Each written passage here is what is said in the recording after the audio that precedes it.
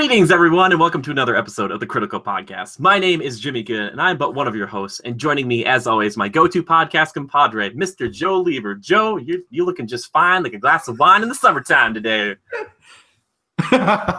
Fine as my man. I tell you what, yeah. I appreciate the compliments, Jimmy. I'm feeling fine, feeling good. It was a nice day today. Coming off a hot weekend. I tell you what, a really good weekend. Yes. I don't know about you, but I had good spirits going into Monday. Yeah, no, I definitely hear that, and we're going to get into that because as some people could probably guess, we'll be talking about a certain DC property here today, not Batman vs Superman, but we'll be talking about Justice League later today. And if it's your first time joining us, we talk about movies, TV shows, video games, cookbooks occasionally, and we'll be talking about food later on in the show today as well. But thank you to all of our Legionnaires who are coming back to hang out with us. But before we get into Justice League, and it's hard because I want to get right into it. I just want to talk a little bit of news because some of this other stuff is actually very important. Joe and I, we've seen little things about this, but now we've got it confirmed. We know for sure now that Amazon is going to be making a Lord of the Rings TV show set before Fellowship of the Ring. And they want it to be the next Game of Thrones. And they came up there and they said, we want it to be the new Game of Thrones. Now, obviously, it's not going to be like... Good luck. Well, as far as like production budget and stuff like that, sure, they're not going to be They're like... saying it's going to even be bigger than Game of Thrones. And Game of Thrones right now is the largest televised series budget in history ever. Yeah, it's nuts. It's crazy. But I just want to know what you felt about this. Do you like this idea? Are you interested at all in this? Well, for sure. I mean, I think everybody's looking for that thing that's going to fill the void that the ending of Lord of the Rings created. And let's face it, The Hobbit didn't do that. Yeah, that's true. Yeah. That's true. So, plus, it'll be something that's a little bit more long term. It's not just a movie, here you go, and we just pumped a bunch of CGI into it. Happy? Yeah, no. that's true. Yeah. And there's, depending on when they do this, Joe, I guess they could take place between The Hobbit and Fellowship. There's like a 60-year gap there where they could do stuff, maybe like the rise of Mordor in that time. I don't know if they'll take place way before all of that because there's like thousands of years and tons of stories they could tell before this. So I'm not really sure what they're going to do, and I don't know how long each season's going to be. I would imagine if the budget's really high, we're not looking at something that's like a 22 or 24 regular kind of episode thing. This might be more like Game of Thrones where they're 8 or 10 or kind of smaller chunks. But yeah, that would make sense. I think, it's okay to compare it to Game of Thrones, budget, style, length of each season. It's going to be on Amazon Prime, obviously, so it's kind of televised in the same way. You got to have that subscription and everything, which it's starting to get tough. I'm going to have to cancel cable just to hold subscriptions to watch what I really want to watch, because let's face it, cable's pretty lame. Yeah, it's getting ridiculous, and like eventually with Disney's streaming service coming up too, it's kind of like you look at something like Netflix that's been kind of with all the Disney stuff, and it's like Disney takes that away, it makes Netflix less appealing, and it's like, are the Netflix originals really worth sticking around for if these other things over here? Just depends on what you like. But I want to watch this, and I think they'd be crazy not to go with the same style as like the actual like Peter Jackson's Lord of the Rings. I don't think we're going to see something dramatically new. I don't think they're going to be like, we're going to take it in a really weird and different art style or direction. I think it'll probably just fall in line with what we've seen before. Wouldn't you think? I would hope so. Happening earlier on and all that, even before The Hobbit and all that, I hope they go for here's the thing: is The Hobbit feels very disconnected or disjointed from the Lord of the Rings, just because of its style. It's very much more. It's a lot more. What's the correct word? Hokey. Well, I think maybe fantastical is the word you're looking for there. Yeah, that's a good way to put it. Fantastical is probably right on. It just fell flat for me. It was fantastical. The CGI was overdone. Like if your main characters are CGI, it kind of pulls me out of it a little bit. Yeah. Like when I saw, I keep thinking back to the first Lord of the Rings, the berserker type guy. Oh, you're talking Lurtz the Uruk-hai. Yeah. Oh my gosh. Yeah. That's so how they should have done the main guy and the main evil guy in. Azog the Defiler, with the arm and stuff. Yeah. Come on. Yeah, it's weird. If you go and watch some of the behind the scenes stuff, like the goblins and stuff, they actually did do some prosthetics and stuff, and it just didn't Some they play as did, well. It was weird. I don't know why they didn't do yeah, that, but you're right. They should do that. And stuff like, Game of Thrones and like The Walking Dead was such good makeup. I yep. wouldn't be surprised to see that type of stuff return in a big way for this TV show. Yeah, it just brings that sense of realism to that entertainment that you just can't get enough of. Why is Walking Dead so successful? Granted, it fell flat in its most recent premiere. I hear that it was like the lowest rating it's ever had since it started, but mainly that's because the storyline I think is getting a little dead and boring. But Yeah. Credit where credit's due. Those practical effects and everything are just awesome. Oh yeah. So I just I hope they do that justice. And Game of Thrones does a good job of using CGI when it's warranted. They use it to enhance a lot of things. They use it to enhance environments. They use it to create the dragon. Obviously you're going to do that, but yeah, I just hope that maybe they go for a little bit of that style. Take some notes from Game of Thrones. There's a reason that show has been so successful. So, with the budget they're going to have, they should be able to do it. So yeah, definitely. And I'm excited to see it either way. And it does kind of suck that we have to have Amazon Prime, or if you don't have it, like you're going to have it to watch that, or wait for it to come out on DVD or whatever else. Yeah. But I'm just interested to know. We know kind of when it's going to take place, but it could be focusing on anybody at this point. So who knows? I'm interested, but hype level for this show. What do you think of, like 0 to 10, 0 to 100 degrees? Where are you? Oh, come on. The best of both worlds. You got freaking Game of Thrones and you have freaking Lord of the Rings spinoff. Yeah. I'm pretty hyped. I mean, if I'm as hyped as Game of Thrones, 9.5. Okay, Game of Thrones is a freaking 10. Like I'm just jonesing for season 8 to come out. But I'd put this at a strong 9. I mean, who doesn't like Lord of the Rings? It's a classic. Everybody from our generation remembers it as something. They remember it as something insanely impactful. So yeah, a high 8.5. Yeah, I was gonna say I'm in the same boat as you pretty much. I'm kind of in that, I'm like, I love Lord of the Rings, and The Hobbit, was a disappointment in some respects. It was just nice to go back to Middle Earth. And sure. I just want to go back. I just want to go back. Please take me back.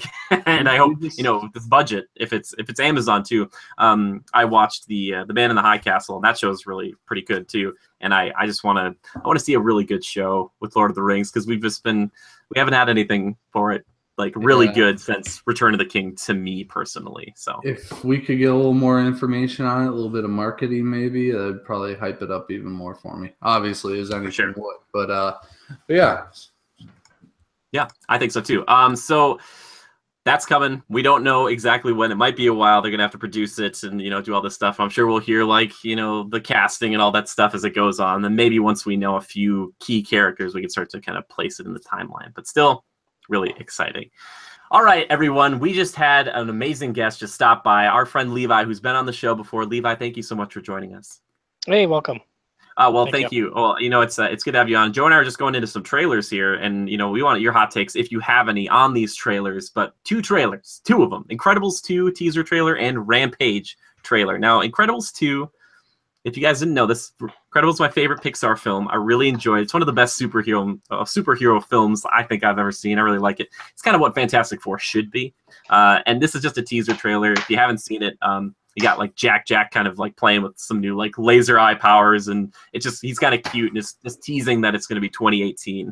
But I want to know what you guys thought, like Incredibles wise. Have either of you seen Incredibles? How do you feel about it? Joe, what do you think about the Incredibles? It's hard for me to recall back because I don't know when there was Incredibles 1 and 2, right? Nope, this is the second one. The second one. Okay, so it's been a hot minute since we saw the first one, but yeah, all I remember is, honey, where's my super suit? I say that all the time, like getting dressed for work in the morning. Say it to Hales all the time. Where's my super suit? Why do you need to know? Okay, we did this beforehand. We should. I can't help it. I know Samuel Jackson's wanted this for a long time too, because he plays Frozone, the guy who you're quoting right there, and he was like, "I want another Incredibles," and I think a lot of people did because the superhero films lead themselves kind of well into sequels and trilogies and things like that. Levi, how about you? Are you a big fan of the Incredibles at all? Yeah, I saw the teaser trailer. It looks really good. I'm a little disturbed how it seems like no time has passed between 18 years ago when Incredibles 2 came out and now the baby's still being a baby. But no, it looks really good. I love the Incredibles. One of my favorite Pixar movies. Yeah, it's gonna be fantastic. You make a good point, though. I thought for sure they were gonna age everybody up 5 years or something like that. The problem maybe with that is that Jack being probably one of the most powerful characters in that show or in that universe. If you make him older, it's not as much fun as a baby who's not in control of his powers. Giving him every power is kind of fun because at any time he could just make the whole movie null and void at some point. He could have a time warping power or a teleportation power we don't know about yet, but. Yeah, I know what you mean though, Levi. I'm interested to see what they do with the kids. How they're not much older. I mean, the baby's not really. He's just like a toddler. He's walking around a little bit. It's only a couple of months, maybe a year, not even. So yeah, I'm excited about that, and I'm excited to see the full trailer and see what kind of villain they're up against this time around. Yeah, I'm glad they didn't give away too much. Yes, yeah, exactly. Well, that's that teaser, baby. They just get us all hyped up for it. So the Incredibles 1 came out in 2004. Oh, wow. So it has been 13 years. 13. It's a long time for a sequel. Yeah. A long time. Yeah. No, that's the thing is we get two, you get Toy Story 2 and 3 and 4 is on its way. So they just shows that The Incredibles, while a franchise that I really love, not necessarily the most popular franchise. And I really like the director, Brad Bird. He did Mission Impossible Ghost Protocol. I actually just watched Tomorrowland, which wasn't so bad. I think he used to work on The Simpsons, but he's a really capable director. And I think he's back for this one. So I'm excited about an animated cartoon film on superheroes, more so for the younger crowd, right? Well, I don't know. The thing about The Incredibles that I enjoyed is that it kind of speaks to an older crowd too, because you kind of follow Mr. Incredible and you see the golden age, and then you see his day-to-day life, and he's just I just hate how I live my life, and I want to go back to this time. And they kind of even tackle some of the legalities of being a superhero, because he saves that one guy who tries to commit suicide, and he's you hurt my back or whatever. He's I was trying to save your life, dude. And he's I didn't want you to save my life. And I was if that superheroes existed today, that they'd just be in court the whole time. They just get to court, somebody's suing you, but on a less invigorating note, we also got another trailer for a movie called Rampage, a movie based on an old video game that we should be excited about potentially, but I don't know. How do you guys feel, Joe? I want you to start us off here. The Rock has an albino gorilla as a friend. The gorilla there's some sort of gas that gets on the gorilla, and the gorilla grows and attacks the city. Take it away. Can I say horrible? Here's the thing, Jimmy. The CGI looks pretty darn good. For the trailer, the CGI looks good. All right. The gorilla looks pretty good. The wolf, you don't quite make out the wolf's details very well, but you see enough. The crocodile in the river. As I was watching the trailer, the only thing I could think is the only thing this trailer is missing is a giant crocodile. No,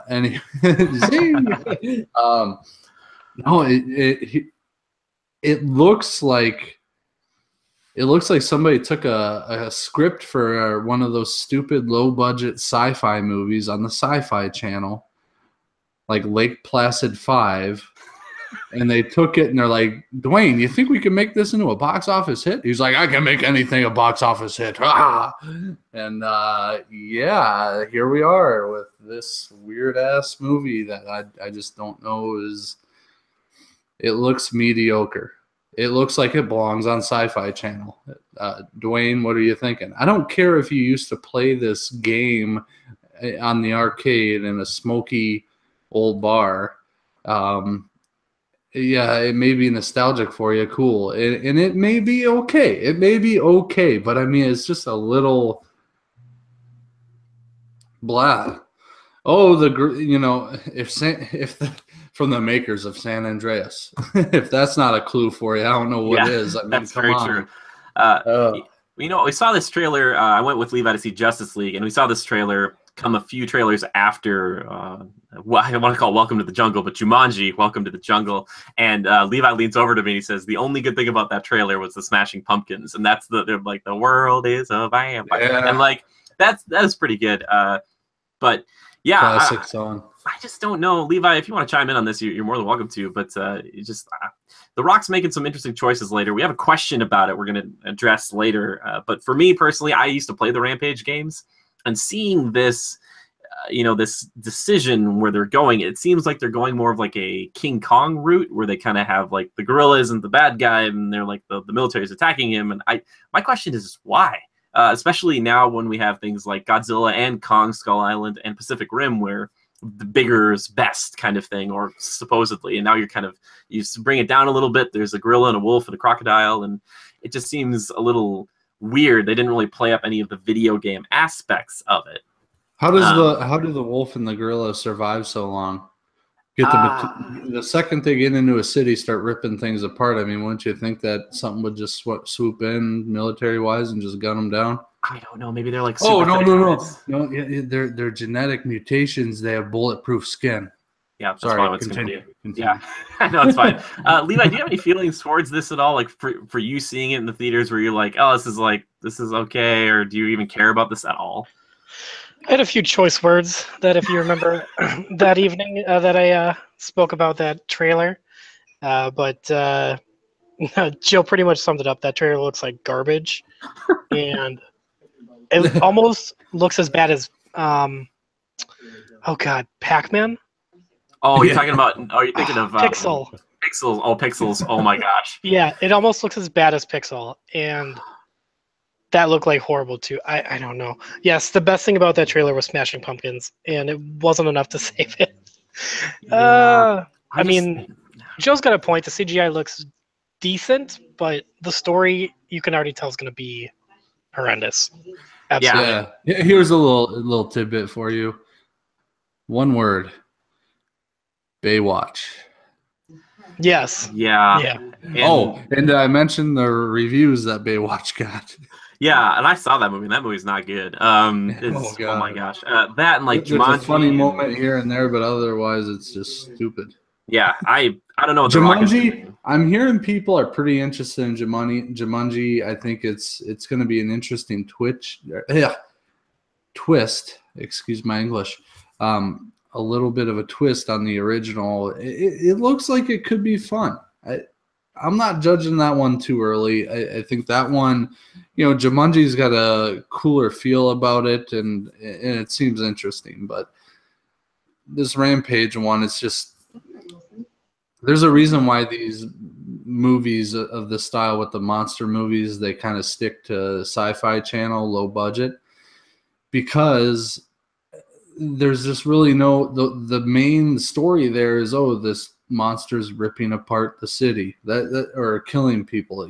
That's about as in depth as you get in a film like that. And frankly, it's difficult, like Godzilla even. It's like, just show us Godzilla. I don't care about this guy fighting through the train in Hawaii, Yeah, that's true. It's hard to do. And luckily Godzilla has a big enough like fan following, and he's like historically a monster figure that's been around as long as Dracula, kind of a deal, but something like this is a little, in Rampage, I didn't even know it was a game until somebody told me. It's just, no, save it for Sci-Fi Channel. Dwayne, come on, man, you're better. I wonder if it's like a safe bet. You get the directors back from San Andreas who've worked with the Rock before, and they make another movie where buildings get destroyed, and now we just put a lot of CGI monsters into it. Maybe that was the thought going into this. The problem is we just haven't had like a really solid, or like even an okay video game movie since, I would argue, Warcraft was maybe the last one, but we've had that, like Assassin's Creed, and there's like all these attempts, like the new Lara Croft, like Tomb Raider is coming out. So it's look good. Yeah, that looks fine. I just, everybody's trying to like get that video game whatever to work. I know like Tom Holland is starring in like a young Nathan Drake Uncharted film. So it's like, you know, there's that, and they're all just trying to get that video game movie to work, and it's just like, it just doesn't. So far, it hasn't paid off yet. Tomb Raider might be the closest we're gonna get for a while to like being like a cool movie, and that one's kind of based on the reimagining of Lara Croft. It's not like the Angelina Jolie kind of a little more corny. This is like she's gonna hit a dude with like an ice pick, you know, and just like take him out. So yeah, I don't know about this trailer, guys. We'll see. I don't want to rush off to see it. I'd see it with you two, because it would just be funny. Because I'd be like, "Oh, this is stupid!" Like San Andreas all over again. Oh, we would be kicked out of the theater. Yeah, we'd be tearing it apart. It'd be like watching Fast and Furious. Every time they defy the laws of physics or something unrealistic and dumb happens, you take a drink. Yep, exactly. You got to get one of those big, large sody pops and just like you're out halfway through. Let's do it. Yeah, sounds great. When is this movie coming out? I don't even know. That's how much I care. One other tidbit about it is, if you notice in the trailer, it's almost like, first of all, they reveal the gorilla at his full size doing what he's going to be doing. They reveal the wolf, which they could have kept more of a mystery. The crocodile, they could have just teased that under the water instead of coming out. I mean, they showed you everything you need to know about the movie. Jurassic World Part 2. Or George of the Jungle, or George of the Concrete Jungle is what I want to call it, because he's like, George! It just seems, I don't know, I think we've seen the whole film in this trailer. That's the other problem, too, with things like this. It's like, we've seen it all. I don't know where they go from there. They're not taking him to space or something crazy. I don't know. It's just... Any mystery, guys. Any mysteriousness would be appreciated. Keep me interested. Unfortunately, I am no longer. Yeah, don't show the crocodile. Just show it under the water, and they'll be like, "Oh, okay, cool." Was it a shark? A snake? I don't know. Yeah, exactly. Like, I don't know. And some of those lines, I was like, Also, it's weird to see The Rock in this movie not be an action hero. Like, he's kind of trying to fly the helicopter, and he's like, "Oh, it's coming back to me." And I was like, "Oh, will he be kind of bumbling? Probably not. Like, for like a minute, maybe. But the whole movie, I don't think he'll be like, 'Oh, how do you shoot this gun?' Or, you know, I just don't know how this movie's going to end, and I don't necessarily really care. But both those trailers are linked down below. Please watch them. I probably should have prefaced with that, but check those out. I want to know what you guys think about them, because I'm interested. But now, if you guys are okay, done talking about these lovely trailers, one good, one not so great, let's talk about something that was, well, depending on who you talk to, pretty great. Now, I reviewed Justice League, and as we always do here, you can watch I thought we were going to talk about Supergirl. Darn it. No, we'll get to that. Just hold on. Timekillers is coming. But what we'll do is what we normally do here is we do kind of a spoiler-free, just like a little our thoughts about it. We're not going to get into anything right away, so that way if you want to kind of hear what we think about it and not have the movie spoiled for you, you can check it out, and there'll be a timestamp down below so you can watch that and then jump to Timekillers and all that stuff afterwards. However, once we get through that, I will be flipping the magical spoiler switch, which is invisible to most people, but I will flip that thing, and we're going to get into it because there's a heck of a lot to discuss, and I'm excited. Let's face it, if you haven't seen it yet, shame on you. Yeah, shame. How dare you just go out there that first weekend. So let's just start this way. Levi, do you want to just give us just like a few thoughts on it? You know, you tell us what your thoughts are, just like overview, just like who your favorite characters were, and a few things like that. Joe, you do the same thing, and then I'll wrap it up, and we'll get into it. How's that sound? Yeah, sounds good. No, I was very impressed with Justice League. I'm so glad that you had me walk into that movie with low expectations, because Suicide Squad, fail. Batman vs. Superman, did not like it. Didn't like Ben Affleck in that movie. I had strong opinions about that. Wonder Woman, back on track. And, went into it with low expectations. And I was very impressed. I walked out of that movie feeling very happy. They did a good thing with the characters. They did a good thing with the cast. It's just an all-around great movie. I'm glad they put some emotion into it. They put some story in there. I just did not want it to be another Suicide Squad where it was just shoot 'em up the whole time and no depth, nothing to it. Just no Will Smith. It's a lot of good things. Yeah, that's true. Wait, did you say Wonder Woman? I think I did say Wonder Woman. She's amazing. I'll be dancing every time. Props to that actress. Props to her. Gal Gadot. Yeah, she was great. Okay, but you liked it. And we can go through if you really want to score it. You guys for sure can, but would you recommend going to see this, Levi? For you personally, would you tell people to go see this? Absolutely. Do not listen to the critics on this movie. It's getting critically panned across the board right now, and it's not warranted. Definitely one of those movies where you have to ignore the critics on it and go see it for yourself. Have your own opinion about it. Sure. Mm-hmm. I'd give it 8.5 out of 10. 8.5, 9 out of 10. Sure. All right, Joe, Hey. how do you feel about this? Oh, you know my thoughts. I already said if you haven't seen it yet this weekend, then shame on you. I'm kidding. I know we all lead busy lives, but yeah, no, it's a good time. It's kind of nonstop entertainment. There's never really a dull point in the film. Everything, there's a lot of stuff that's new. These characters are all new except for Batman and Superman and Lois and Wonder Woman. Every time she shows up on screen, it's like new. Anywho, yeah. Wait, did you just say Wonder Woman? every time. But yeah, it's pretty stuffed, but it's nonstop. Like it's got a good pace to it. And it speeds up and slows down, but it never really. You never really lose interest. You're constantly looking for the next scene that's coming, and the development up to it. Just all out enjoyable. I mean, and it's good to go into it with low expectations, and you really should do that with any movie. And this one, unfortunately, you have to really tell yourself that, because we have been let down with Suicide Squad. The name escaped me for a second. That's how much I love that one. Oh my gosh, that's pretty impressive. Batman vs Superman, it wasn't bad, but it wasn't great. It was, worth a watch. But Man of Steel, pretty good. I would never say that was a bad movie. Wonder Woman was excellent, and that brought my hopes up a little bit. And so worth a watch. Go see it. And just try and sit back and enjoy it. Don't try and judge it every step of the way. That's what I did. And, just try and enjoy it and remember it.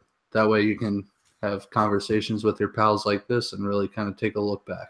Yeah. Do you have a score for it there, Joe? My score for it is easily a 9.49. No. I was like, oh my God. If you round up, carry the one. No, I'll give it a 9 for sure. I mean, room for improvement, definitely.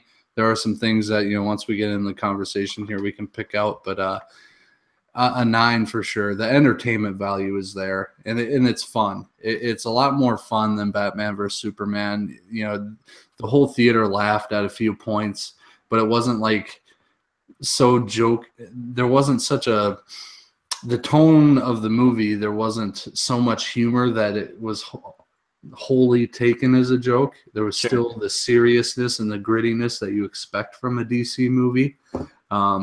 It still kind of stayed true to its roots and past films in this universe, that there was that bit of groundedness and grittiness and realism, which is something that I've always been kind of partial to with the DC side of things as opposed to Marvel, which I won't get into that whole comparing the two, because as I thought about it, at the end of that movie I'm watching, I'm like, I heard on the radio when I got in the truck after the movie, and the host on Octane and Sirius was like, yeah, Justice League getting horrible reviews. It's almost like getting tased in the taint or something like that. I was like, geez, old Pete.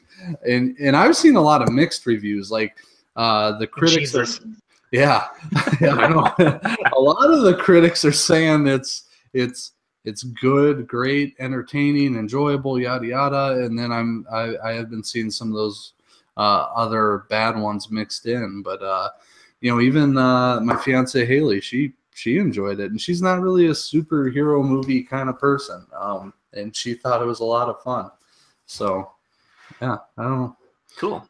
But I would say, like I mentioned before, I did review it, but I'll just give you guys my brief thoughts. I agree pretty much with what both of you guys are saying here. One thing for me personally, after coming out of something like Thor Ragnarok, which is very much more comedic. This one has a lot of those little jokes, but they're the Joss Whedon jokes. They have them just here and there. It's not constant, but they do a good job of not making everybody seem like the comic relief. If you watch the Avengers films, you'll see that everybody, even Cap, makes a lot of jokes, and it's kind of weird. But like in this one, Wonder Woman isn't cracking jokes the whole time. Like she takes this very seriously, and you got to know when to get down to business. Am I right? Yeah, and they know it, and I love that. If you don't have kind of a knowledge of this universe, though, you might be a little confused. They do introduce Aquaman, Cyborg, and the Flash formally in this one, but not knowing how, they kind of allude what to happen to Superman, and they do make some references, which might be confusing. But if you like just like a rollicking good time, that's what this movie is, and that's what DC's sorely needed. Like Wonder Woman's the only one that just kind of fun. Like there were serious moments in Wonder Woman as well, but this one does a good job of kind of embracing that a little bit more, a little lighter, like I said, with the jokes, but not constantly. And this maybe, we'll get into talking about specific characters, but spoiler alert, Superman's in this movie, and he is the most Superman that we've seen him, or the most kind of regular Superman. He's not depressed. Not everybody's depressed in this film. They're scared, they're worried, but they're not all really sad, which I thought was really good. Some of the CG can not be the best, and there's some things that feel a little rushed, or some scenes that seem like they were shot like the post. They kind of did some other shots later on that didn't. You can kind of tell if you like some green screen stuff, but overall pretty good. And if you like the DC comics at all, like if you like Batman or Superman or Wonder Woman, any of that stuff, this is definitely worth a watch, because it's the first time we're seeing these guys actually all come together, like Aquaman and Flash and Cyborg and stuff, like in a film. And it's really worth a watch in theaters, I would say. I want to go back and see it again, so I'd recommend you go see it. But now, guys, we can do that thing. We can just flip this magical spoiler switch. Unless you guys have anything else you want to say to these people before we go to it. Wonder Woman. I just want to take a dance. My boss has that Wonder Woman ringtone, and every time she gets a call, I'm like, yes. Wait, did you say Wonder Woman? I'm just gonna keep putting that music in. All right. Anyway, I'm flipping it. There's so many spoilers. There's so many spoilers. Oh god, the comment section. Okay. Anyway, okay. So now we flip the spoiler switch. This is the last warning. If you don't want anything spoiled for you, this is your ticket out. I want to start at the very beginning, gentlemen, and this is where I thought the movie was gonna trick me. I thought for sure it was gonna trick me, but it didn't. Some kids on a phone, and they're interviewing Superman. And they're just for a podcast. It's for a podcast. I was like, that's what I do. And they they're talking to him, and they kind of ask him have you ever fought a hippo before? And then they kind of get to that last what's your favorite thing about Earth? And he just kind of smiles and looks to the side, and everybody knows oh, he's thinking of Lois. But right from the get go, you're like, this movie's gonna be a little more fun, just a little more fun than it has been, and that's what really got me amped. I was like, oh, this is good. Here we go. This is not going to be the same. But then immediately after that, they go to this long, everybody knows the song that they're playing, which I really like, but it's the world's in mourning for Superman. Superman's dead, and everyone's like, what are we going to do? It was kind of their way of showing the lack of hope, which is what Superman is supposed to symbolize, in the turmoil and the downright overall attitude of the public, right? Yeah, exactly. Yeah, and that's what triggers the events of the film pretty much, is that he's gone.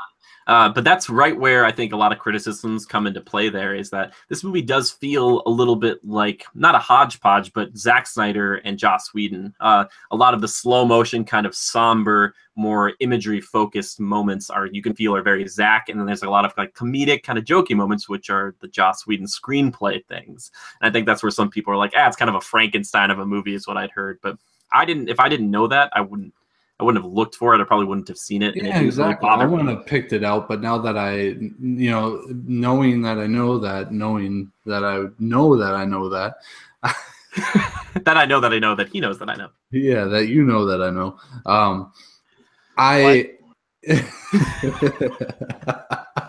You can kind of pick it out, because I think Joss Whedon's style, it's not even so much the comedic points. That's part of it. That's one aspect of it that I think he brought to the table a little more than Zack would have.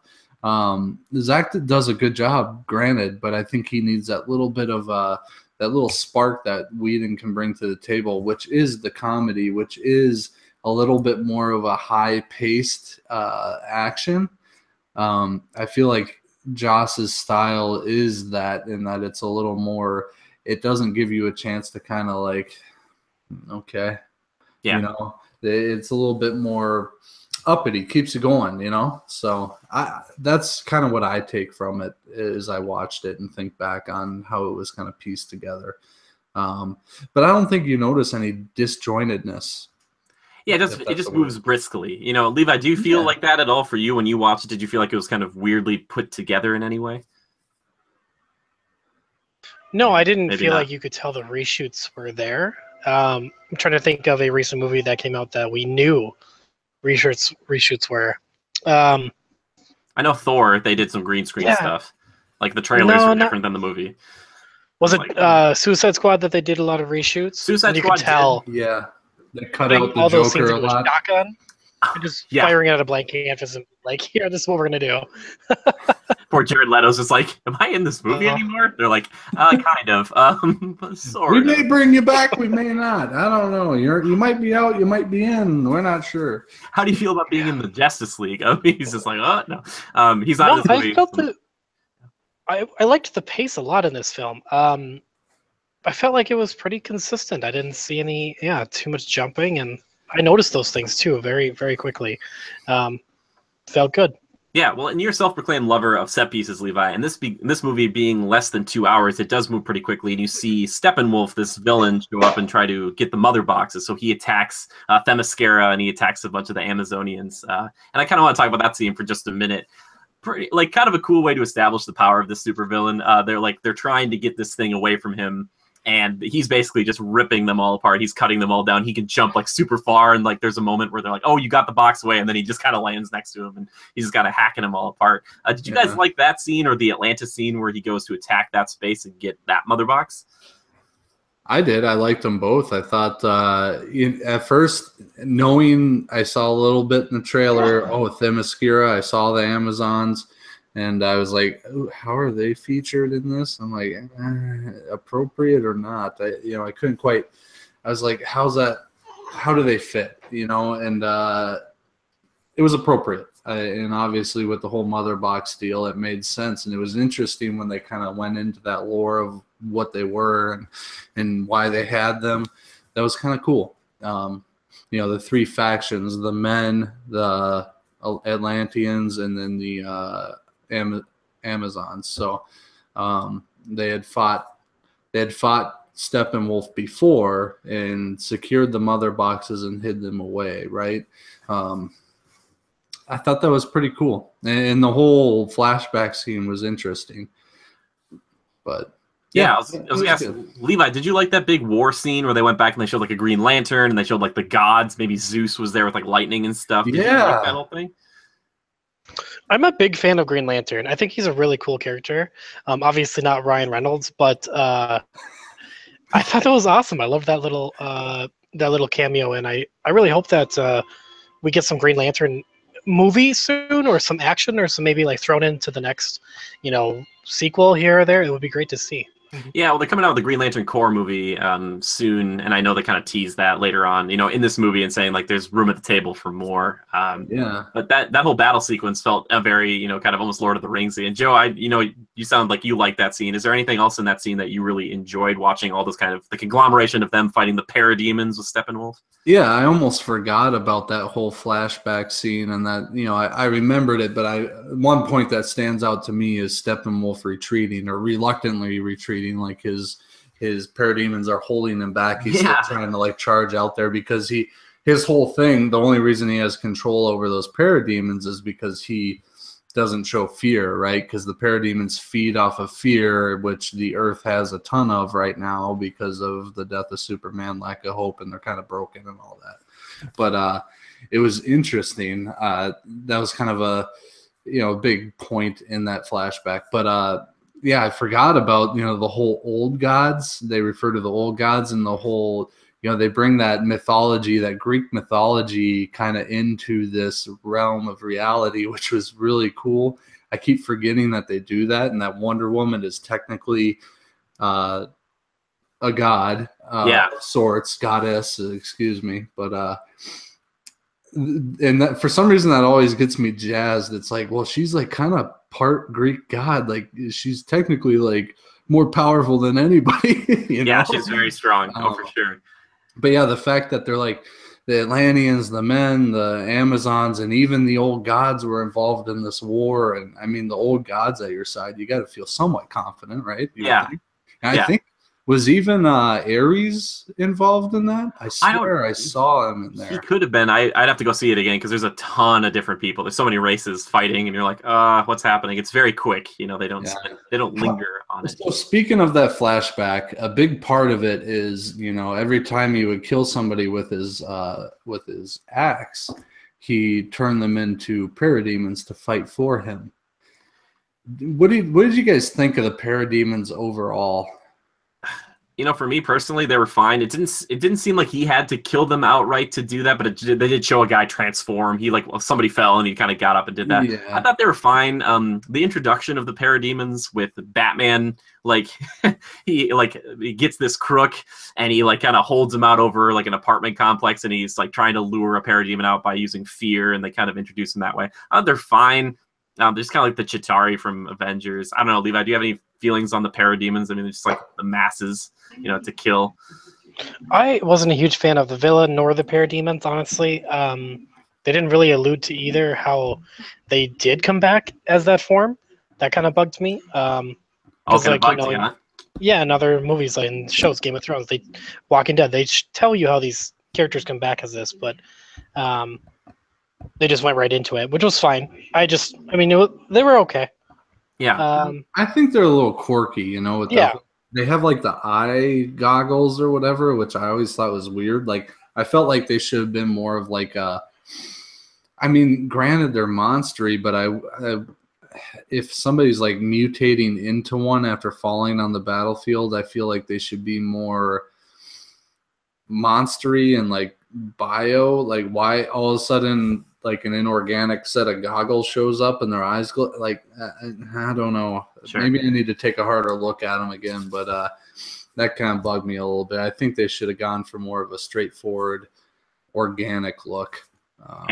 That's more of an aesthetic thing. I know you always need that, like you said, cannon fodder, the masses. Yeah, exactly. Take out, right? It can't just be Steppenwolf, otherwise it'd be just back and forth, them getting their butts beat a little bit. Yeah, and I think Levi touched on something there too. I agree with him. I think one of the weakest things about this film, and I think he's also like this in the comics, but Steppenwolf is just super one note. He's just I must get the mother boxes, I must unify them for mother or whatever. And it's just okay, dude, that's all he talked about, and he would just he just didn't seem that interesting. He was a cool presence, to fight people. Yeah, he's badass, and like you said, he has a presence. But you hit the nail on the head when you said he's very one note.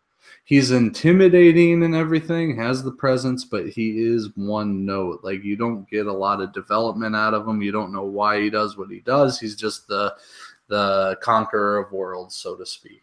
Yeah. And I thought the CGI in this film, we should go into thoughts on that real quickly, because I think of anything that you're going to pick out CGI-wise, that's really the only thing I picked out was Steppenwolf and his evil minions, kind of a deal. He was well done, but it's hard to do something like that and show his face in intimate detail. And it was clearly CGI. Clearly, I wish there was a way to make it more practical, but what do you do?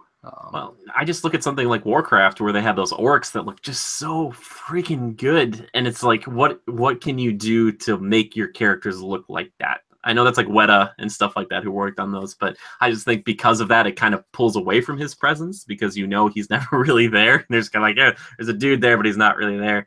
Yeah, the CGI for me, I think there's some really good things, but some really bad things. And I thought Cyborg's face was the weirdest thing. It looks so perfect and weird. And I've heard a lot of people complain about Superman and the mustache thing. I didn't notice it. Really? Apparently people have. I didn't notice it, but I didn't notice it either. Okay, it might be girls with crushes that are just staring at his face. I don't know. I've heard guys say it too. If I didn't really notice it. As far as I'm concerned, he should have ran the mustache. It is November.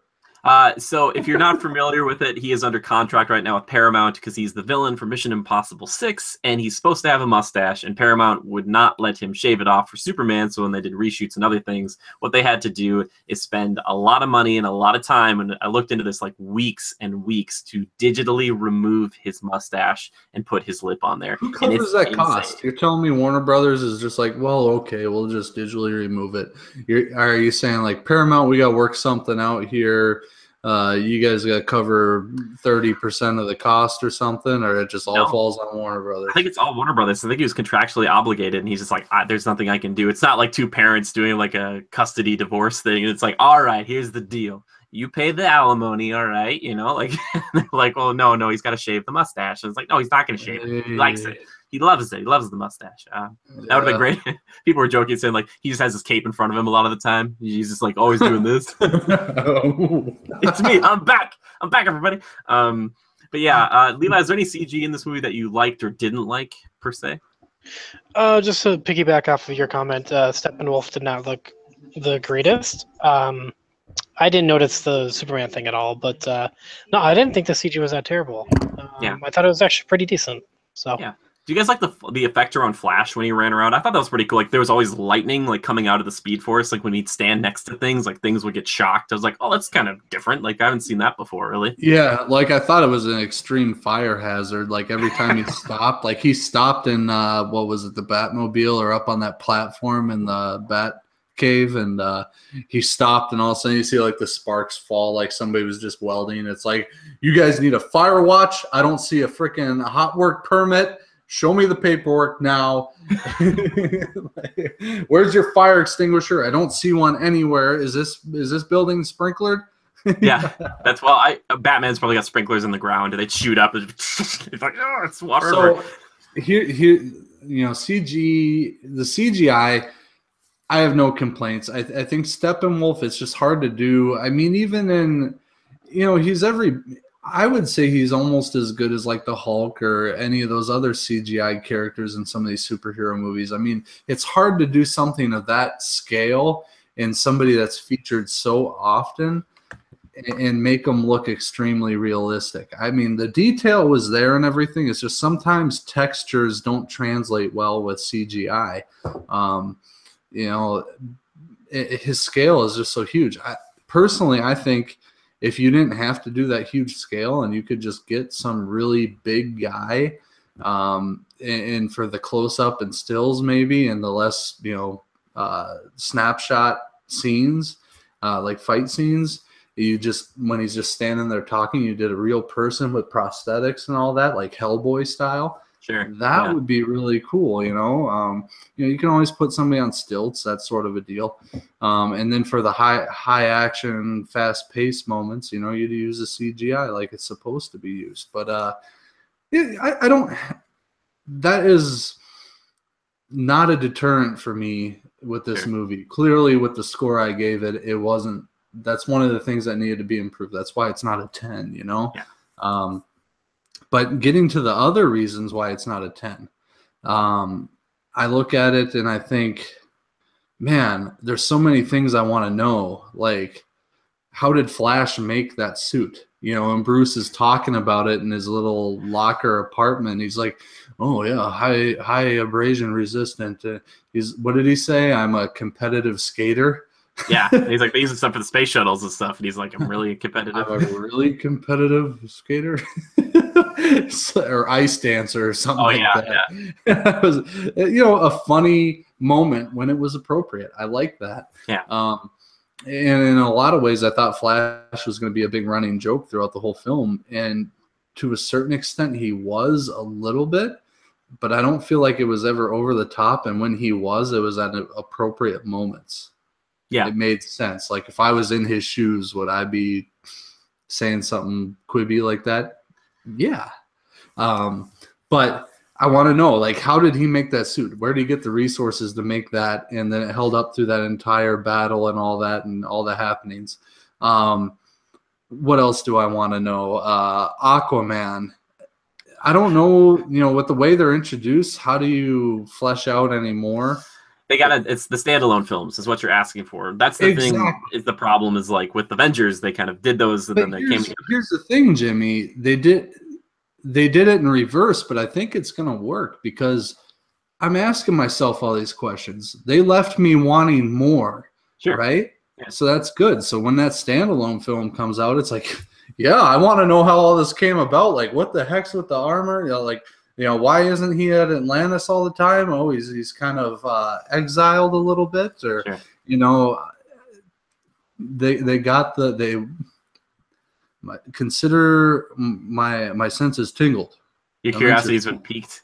Yes. So yes. I guess my question then for Levi is, are there any characters like Joe wants to know a lot about Flash or Aquaman? Is there anybody in here that you want to just know more about, or do you feel like you don't want any solo films? Where do you stand on that as it stands right now?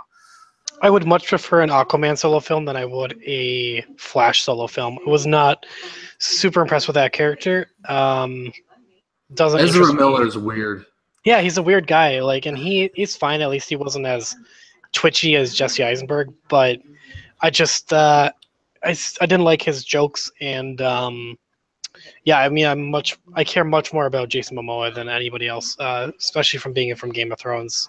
One of my favorite characters. So I think the most endearing thing about Flash, just kind of being like you or I would be in that situation, is kind of wide-eyed because he like sits in the Batmobile and he's like looking around and he's like, if you could just run in and sit in the Batmobile, I'd be like, I'd probably do that too. But seeing his relationship with Cyborg, which kind of fleshed both of them out, because he's like at one point there, and Levi kind of mentioned this to me too. Like while you're sitting in the theater, you accept that Cyborg and Flash are together digging up the grave of Superman, and they're just doing this, and they're just kind of chatting back and forth. And he kind of, at one point, Flash says like, "Oh, we're both accidents. We're both the accidents of the team." I was like, kind of a big point. Yeah, and you could see the kind of revelation on Cyborg's face, and then the whole, he's still being treated like a human. Yeah. I think you could see it on Cyborg's face, the emotion, and it translated, I feel.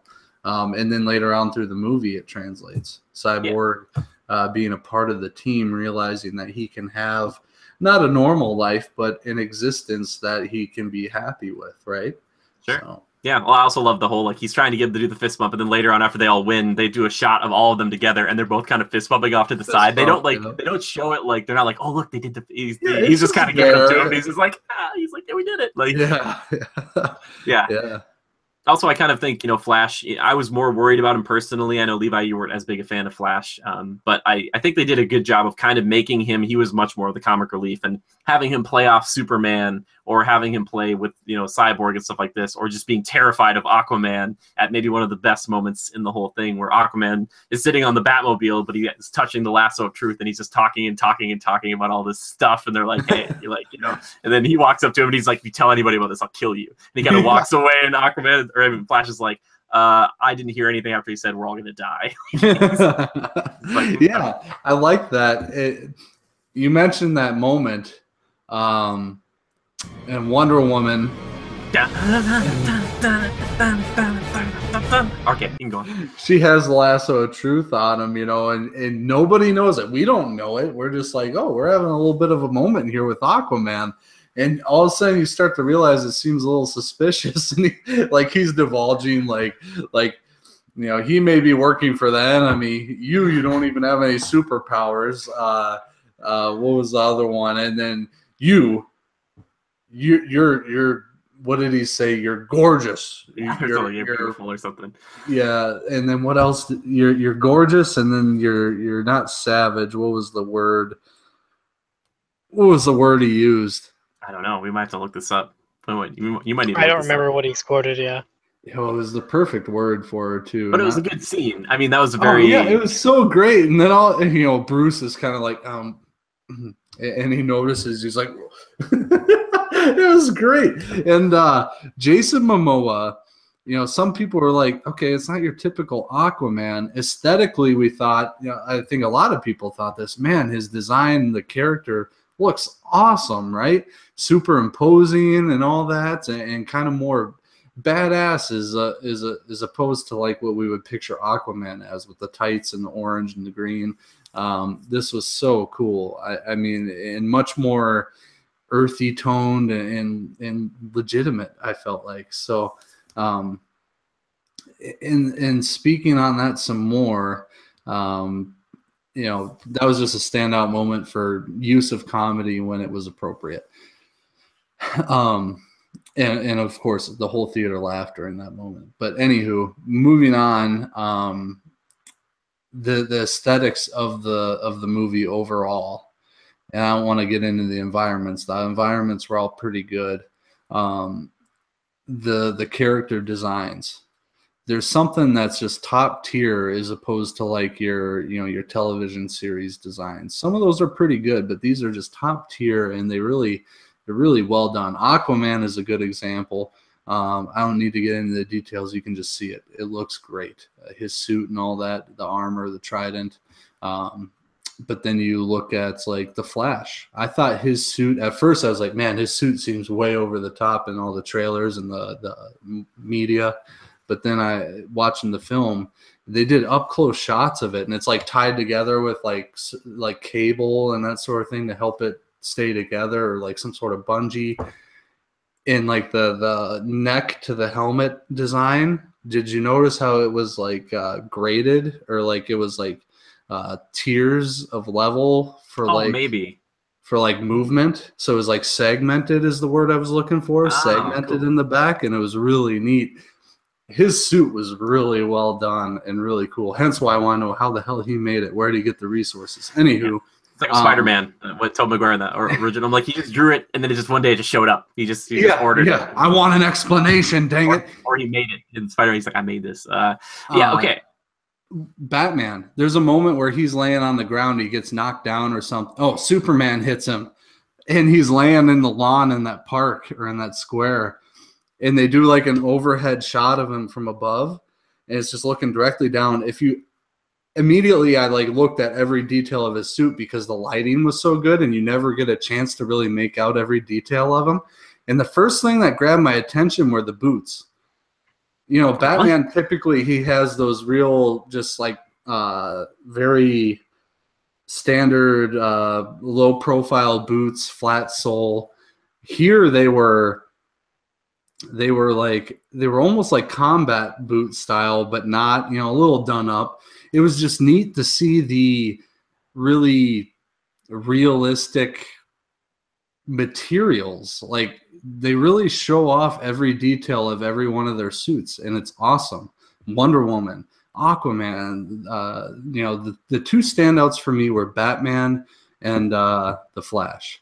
Because their suits are interesting, and you never see a lot of Batmans, but when they showed it off, it was like I was immediately looking over the details. I was like, man, that, you know, it's plausible. That's really something somebody could make, and it could look that good, especially with his money. But it was just, that's what I mean when I say DC. Sometimes I feel like they bring a much more grounded feel to these superhero films. There's something more real about it. That I appreciate. And a lot of it for me is in the aesthetics. I'm kind of drawn to that kind of stuff, but I think it's well done. And the fact that they're willing to show off some of those details, I really enjoy and appreciate. Long-winded way of saying the aesthetics in this movie. I loved them.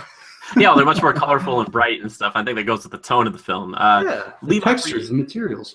Yeah, okay. Levi, for you, costume or character themselves, what was your favorite, or who wore it best is the question I guess I'd have for you. Oh, who wore it best? Who wore it best? There's only one answer.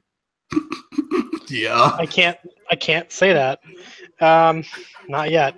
I'm going to keep that for the major spoilers, so I'm going to keep tight-lipped on that one. Well, they're all, it's all right, man. Spoilers are, sparks. We flipped the switch. The spoiler sparks. That's what I call them. It's like when I flip that, it's just spoiler sparks hit me in the face. Well, here, I'll tell you mine right now.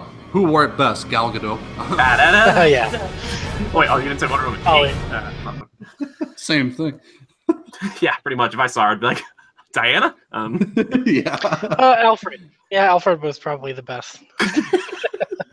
Hey, Alfred is cool, man. Yeah, he's not bad. He does have cool style. I'll give him that. Yeah, but Levi, who's your favorite character in this one, or what's your favorite costume? What spoke to you? Least favorite, it would be Flash. I don't like Flash. Sorry. Yes, contrast. Favorite would be, Wonder Woman's got a really great costume. I'm still impressed with how they were able to do her costume. If you look at that old 50s, 40s one that she has with the Star Spangled Banner bottoms and stuff, and what they've really turned it into. Yeah. I like Wonder Woman. Aquaman, fantastic, great job. Yeah. Batman's still hilarious. He can't move his neck.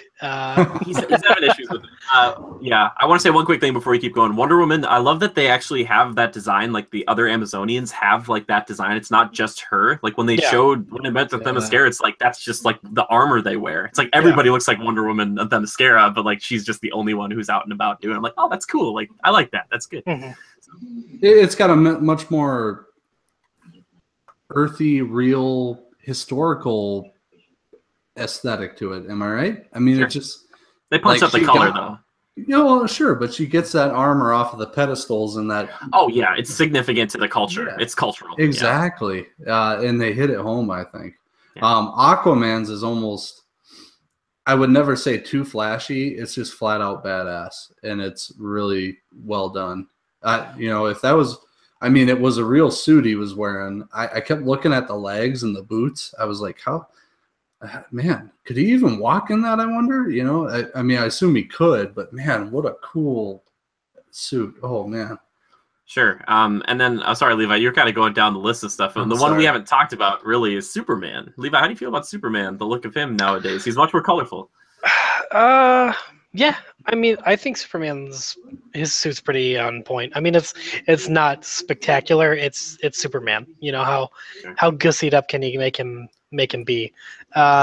Do I think the Ben Affleck suit is as good as Christopher Nolan's version? No, I don't think so. Well, which one are you talking about? Maybe the Dark Knight?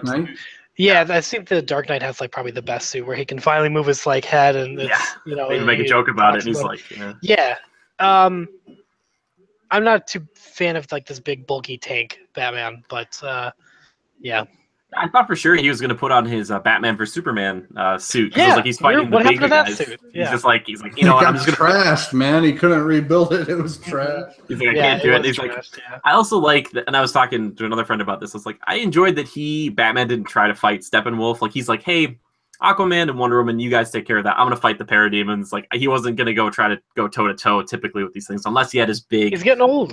Yeah, he's getting old. He's getting bruised real bad. I mean, Batman doesn't have a lot going for him. So. Well, even he said, they're like, how do you think you're going to keep this team together? How are you going to? He's like, I'm barely living and doing this right now as it is. Did you like the Nightcrawler, Levi, like the big tank thing? Did you like that thing? That was sick. Yeah.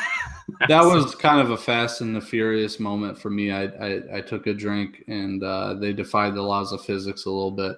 He punched stuff into the walls, Joe. He punched the... Yeah, but could you see that thing? That thing was heavy, and how it could go vertically up a concrete wall, I don't know. You'd have to, like, puncture those legs in, like, 15, 20 feet to get enough leverage to keep pulling up and not fall man. Backwards. He's rich.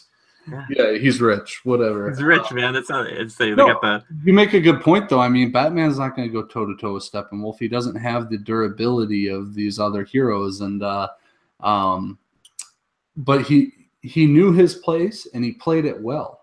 He was still a factor in the whole thing. You know what I mean? And some of the things that he had developed really did. Without him, they wouldn't have been able to do what they did. And I like that he played the leader role in the beginning. You see him with that crook who he may or may not let get away. I thought for sure he was going to grab that guy's gun and shoot him. I was like, is this the kill Batman still where he just shoots the guy? He's like, you know what? No more crime in Gotham. But he even talks to Flash at one point. And he's like, Flash's like, I don't know what to do. Usually I just push people down and run away. And he's like, save one of them. Save one civilian in there. And he's like, okay, what after that? And he's like, you'll know what to do after that. And so he saves one and he's like, oh, I did it. And then he's like, and then he saves everybody. And then it's kind of like Batman taught him. He's like, once you do this, you'll know what to do. It's fine. Like, I might not have superpowers, but you'll be fine. Pushing them to discover their own strengths by doing one action and understanding what they can do with their abilities. He's a good example. I think the other example is obviously Wonder Woman. I'm just going to dance. All right, you can do it. You can. When they have that kind of conflicting moment in the hangar of the Batcave, I thought that was kind of cool, you know, where he's kind of calling her out a little bit and all that, and kind of making her into basically pushing her to be something better than what she's been, and kind of show her that she can be as good as Superman, or as much of a beacon as Superman is, you know, in the public eye, which was really cool. And they show it off during the main event when Batman kind of does his sacrificial, I'm going to take down the barrier and then lead him out of town sort of a deal, knowing no one really put it together right away, but he was basically sacrificing himself. And she made it a point that, you know, the team sticks together, and they helped him out and still got the job done. And she took that more of a leadership role, knowing the commitment it took and the responsibility on your shoulders of doing so. Yeah. That really, I think, leads into one of the best things about the film. And, you know, Levi, I want to hear what you think about this as well. But I think, you know, the interchange between these heroes is one of the best things. And that scene you're talking about in the hangar, she kind of pushes him back and he kind of goes like 10 feet. He's like, all right, like, I know you're pissed at me. But he says, he's like, Diana, you're an inspiration. What have you been doing for the past 100 years? He's like, you could be inspiring people to do all this stuff. Levi, is there any moment in the movie for you that, like, when they're talking, that you're like, wow, I really like that they said that to each other, or any scene like that? Yeah, I kind of talked about this earlier, but I feel like I really liked how they just put some really good emotion and depth into this film, with these, you know, character conversations instead of just one-liners. I really appreciated that. That conversation was great. Superman's speech was great. You know, everything was pretty great about the dialogue. I was pretty happy about that. Superman's speech? Which, what are you referring to? Oh, just like when he comes back from the dead and he's like, you know, freaking out, and then he talks a little bit about who isn't there someone that makes like a kind of like a speech about, or am I thinking of the wrong character? Is that Batman that's like going off on tangents? I don't know. Whatever. I like the moment in the square by the decrepit Superman statue where he came back from death and he's all confused. Everybody's kind of on the edge of their seat, like, "Hey, what's going on?" You know, who was it? Aquaman that said he may not have a soul, even though he's Superman. And I'm glad we're getting to this, and when we talked about this scene, because his interaction with Batman, like, I remember you, like, you know, you don't like me whether I'm dead or alive. He's like, yeah, or something. He's like, you won't let me live and you won't let me die. Yeah, exactly. Just kind of like, he's like, you got him by like he had him like not by the throat, he had him like by the face, which was, I loved it. So another, I want to digest this scene a little bit, and then it's going to lead into another a nitpick I have, something that I kind of, you know, I went in with low expectations, but I really wanted this, and it didn't happen. I thought that he was anywho, okay, that scene, they're at the park at the statue. He seems confused. You don't know what's going on, whether he's himself or not. The fact that they're all like, okay, he's not right, we need to restrain him. I was like, this is going to be good. And it was great. Yeah. They all tried to restrain him, and he's holding back like all four of them because Cyborg like lost his cool and he didn't know whether they were friend or foe, kind of a deal. And they were trying to restrain him, and he's holding them all back. And then the Flash is running up to do whatever he was going to do. I don't know what he was going to do, but all of a sudden the Flash notices that he's like looking at him. And it was so subtle at first, and then all of a sudden you see his head start to turn, and his eyes are totally to the side looking directly at him. Awesome moment. It was the whole, is the Flash faster than Superman? and he was just like, you know, just that slow motion, just awesome scene. Really well done. And then he's able to throw them and still take a whiff at the Flash. And it kind of alludes to the whole, is the Flash faster? Yeah, because as he's swinging, you can tell the Flash still has it up on him just a little bit, but he's got to work for it. Yeah. You know? I love that. I loved it. I want to get into it myself. But Levi, how did you like that scene? Was there any particular moment that you really enjoyed? No, I just think it was really done well, and it was funny, and it was just like a mini little Avengers. Oh, for sure. Yeah, Yeah. so much Avengers. Like, yeah, it felt exactly like that. It felt like an Injustice moment or something like that, where kind of they all kind of were like the tension buildup. I think is one of the best parts of that whole scene because you do have. Oh, he's back. Levi, did we Sorry, lose you? my mic cut out. No, yeah, I thought it was a cool little like a little Avengers fight going on. Yeah, exactly. And I like that it's like so Aquaman and Wonder Woman and Cyborg get there first, pretty much, and Flash shows up. And it's cool because Batman, it would take him a while to get there because he kind of shoots out, and Cyborg, he's like, my systems that like they're analyzing him as a threat, and I can't control this. And his arm kind of goes to the sonic cannon, and he's like, oh shit, and then he's kind of like turning it on him, and he's like, I can't stop it. And then like it's like that's when it starts, and it's like it's like who shot first and like what's going on, and then it all just kind of goes to hell really quickly. And then that was weird to me. I didn't realize that Cyborg, like, he didn't have full control over his systems. Like, there's like a built-in what's the word for it? It's like alien tech or something.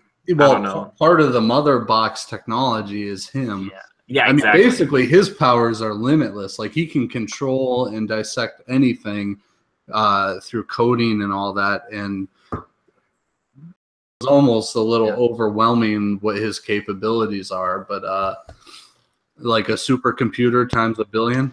Yeah, pretty much. Well, they even talk about that, after that fight. They're like, hey, you're going to learn to, like, you can control this if you, like, you just have to take time to figure it out. And he even says, like, okay, yeah, you're right. I can't let this new thing, because it's freaking him out. Because I imagine having this brand new, all this information, all the information in the world in a different language, basically, in your head. And he just kind of sits around for a while, like in an apartment, and just kind of thinking, like, I'm learning how to use all this stuff. And he's like, now I've got jetpacks.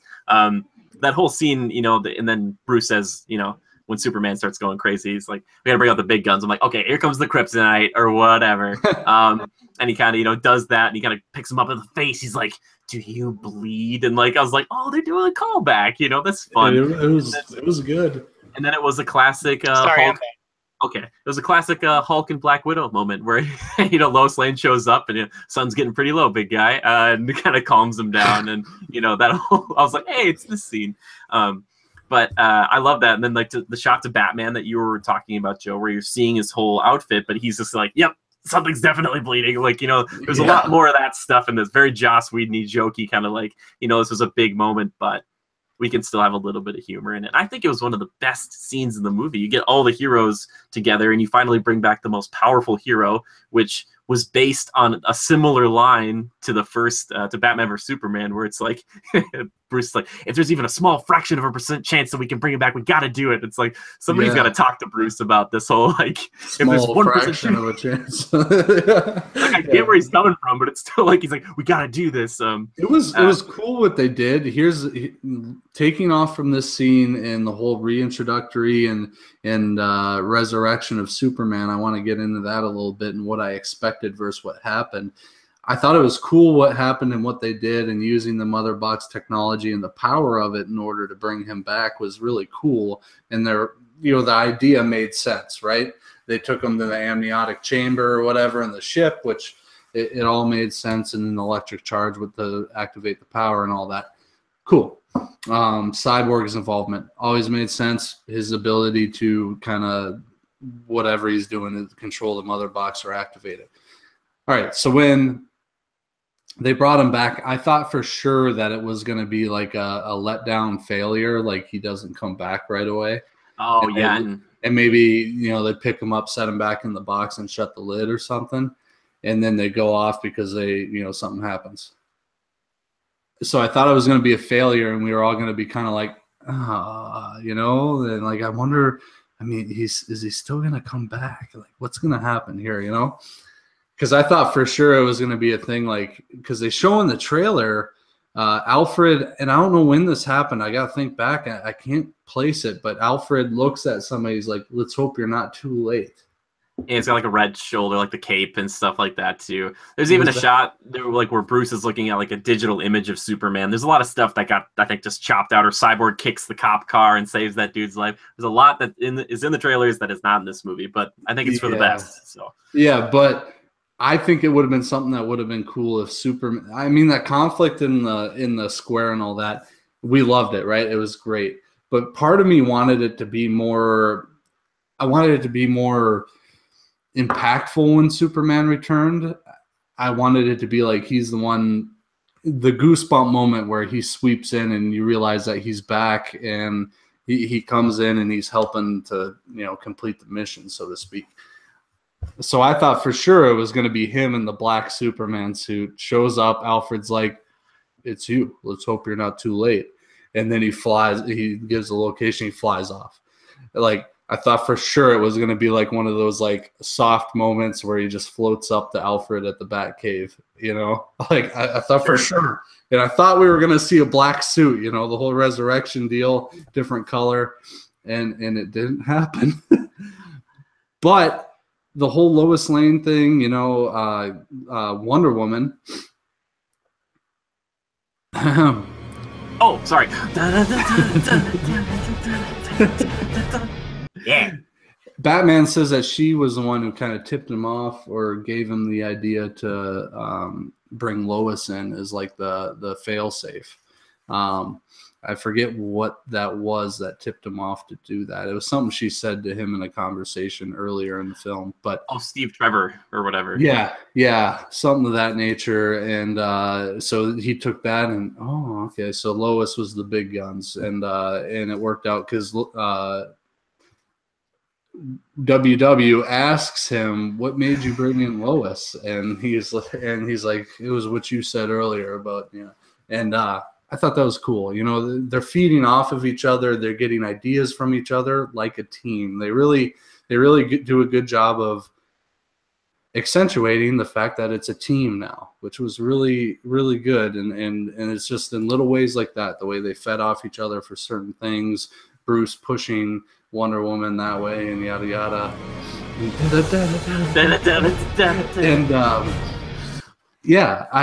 it was good, but I thought for sure it was going to be like a last minute swoop in and surprise with Superman. I thought it was going to give the appearance of, the resurrection attempt was a dud, a fail. And then all of a sudden it's like, well, actually it worked. It just took a moment, sort of a deal. But instead it was a big explosion. He takes off, he's there, and it was all right. It worked out for the film, but arguably you got something better because you got to watch your favorite superhero basically just like mop house. And we didn't even talk about his headbutt contest with Wonder Woman, where she like headbutts him and they like headbutt back and forth a few times. And they're like, he finally just like right into the ground. You're like, yeah. But it was a good way of showing off the durability of some of these characters, and like Steppenwolf hitting Aquaman into that pillar underwater, and Aquaman taking a hit from Superman, and then that example you just gave. I mean, they're kind of setting it up for, okay, you guys got to realize what are these new team members' abilities, what is her ability. Even from the last film, you don't necessarily understand really how powerful she is. Yeah. And here they kind of flesh that out because everybody kind of holds Superman to, he's that top tier. If you can kind of toe to toe with him even a little bit, you're up there, right? So it was great. Superman, they didn't do it the way I thought they would, which I was looking forward to, but it still worked for the film. And I know something that you had mentioned that evening after we kind of came back, we had both seen it and we talked about it a little bit. And Levi, you were in on that too. But we talked about Superman wasn't as sulky. It was kind of a good moment where he comes back, he gets kind of grounded, gathers his thoughts. Moment with Lois, who I still cannot stand her as Lois. Anywho, she wasn't a damsel though this time. They didn't put her in distress at all, which I was like, oh my god. We didn't need her as a distraction from the from the group, right? We didn't need that as a distraction this time. I thought it was more impactful. I was just gonna say it was more impactful to see his mom show up at the farm and see them back together. I was like, and I'm kind of like a mama's boy, so like that moment happened. I was just like, imagine you're like this long lost son who's like dead, and you're just like, he's gone now, and it's just like he shows back up, and it's like, like, oh my god. Yeah. I mean, they did a good job of really making those moments impactful and emotional, bringing that sense of humanity to the film. But yeah, it still worked for the film, and you mentioned this. You guys had mentioned this that night when we were talking about it. Superman wasn't as sulky and just like a drag, you know.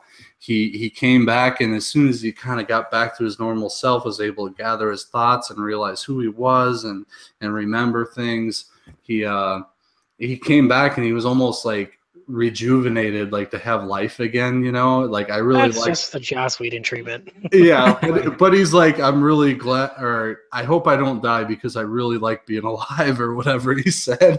And like when he comes in, he's like, is this guy still giving you trouble? And he just slams Steppenwolf. I mean, it was really kind of that moment when he's back with the team and helping mop up. It was kind of a bit of a goosebumpy moment, which, I mean, that's how I gauge a movie. If I get a goosebumpy moment or it triggers emotion within me as I'm watching, that tells me I'm really becoming immersed in the film. I'm enjoying every aspect of it, and those moments are really hitting home. And this film did that. So yeah. So Levi, for you, when Superman came back, and into the fold at the very end where they're fighting, I think like in Russia or wherever they were, was there any moment there that you really loved, like seeing him back, or anybody in that final like fight that you're like, oh, I really like that second right there? I liked the part with Aquaman fighting with his trident. I thought that was super cool. When he was fighting Steppenwolf particularly, and he was doing a lot of the like acrobatic lightsaber kind of moves with his trident. Oh yeah, I thought that was badass. Yeah, like he and Wonder Woman, Yes. they were kind of probably back my to favorite. back. They were kind of working with One of my back favorite to fight scenes in that. Yeah, absolutely.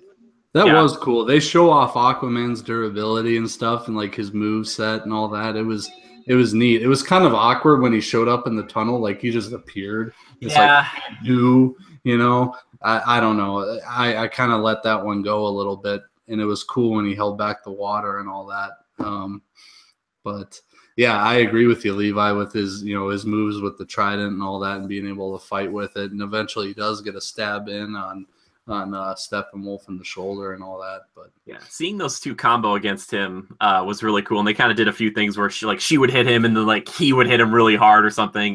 There's like a little weird moment where she like kicks her sword up and grabs it, and they're still trying to figure out the CGI for like doing that with weapons. Even Mjolnir in the latest Thor movie, they kind of had some like weirdness with it. But I love that. And you mentioned a line there, Joe, where Superman says, like at the end, he's like, I really like being alive. And then after he and Cyborg, he kind of like shows up with Cyborg, and he's like, all right, what do I got to do? And like Cyborg's, all right, I'm gonna like make these mother boxes that have all come together. I'm gonna separate them, and I'm gonna need you to just rip them apart, basically. And it's gonna make an explosion that's gonna be pretty big. And like, Superman's like, all right, let's do this. And they both do it. You think we can take it? He's like, I've run the numbers. I think so. Yeah, he's like, yeah, it's like, but it's gonna be pretty big. And they both like kind of go down, and it's like, oh my gosh, are they both like dead? And they both are kind of laughing. And Superman's like, you know what? Actually, I think I'd rather be dead. Like already making jokes about being dead again. It's like and Cyborg's like, oh man, my toes hurt. I don't understand how it's even possible for my toes to hurt, but they hurt.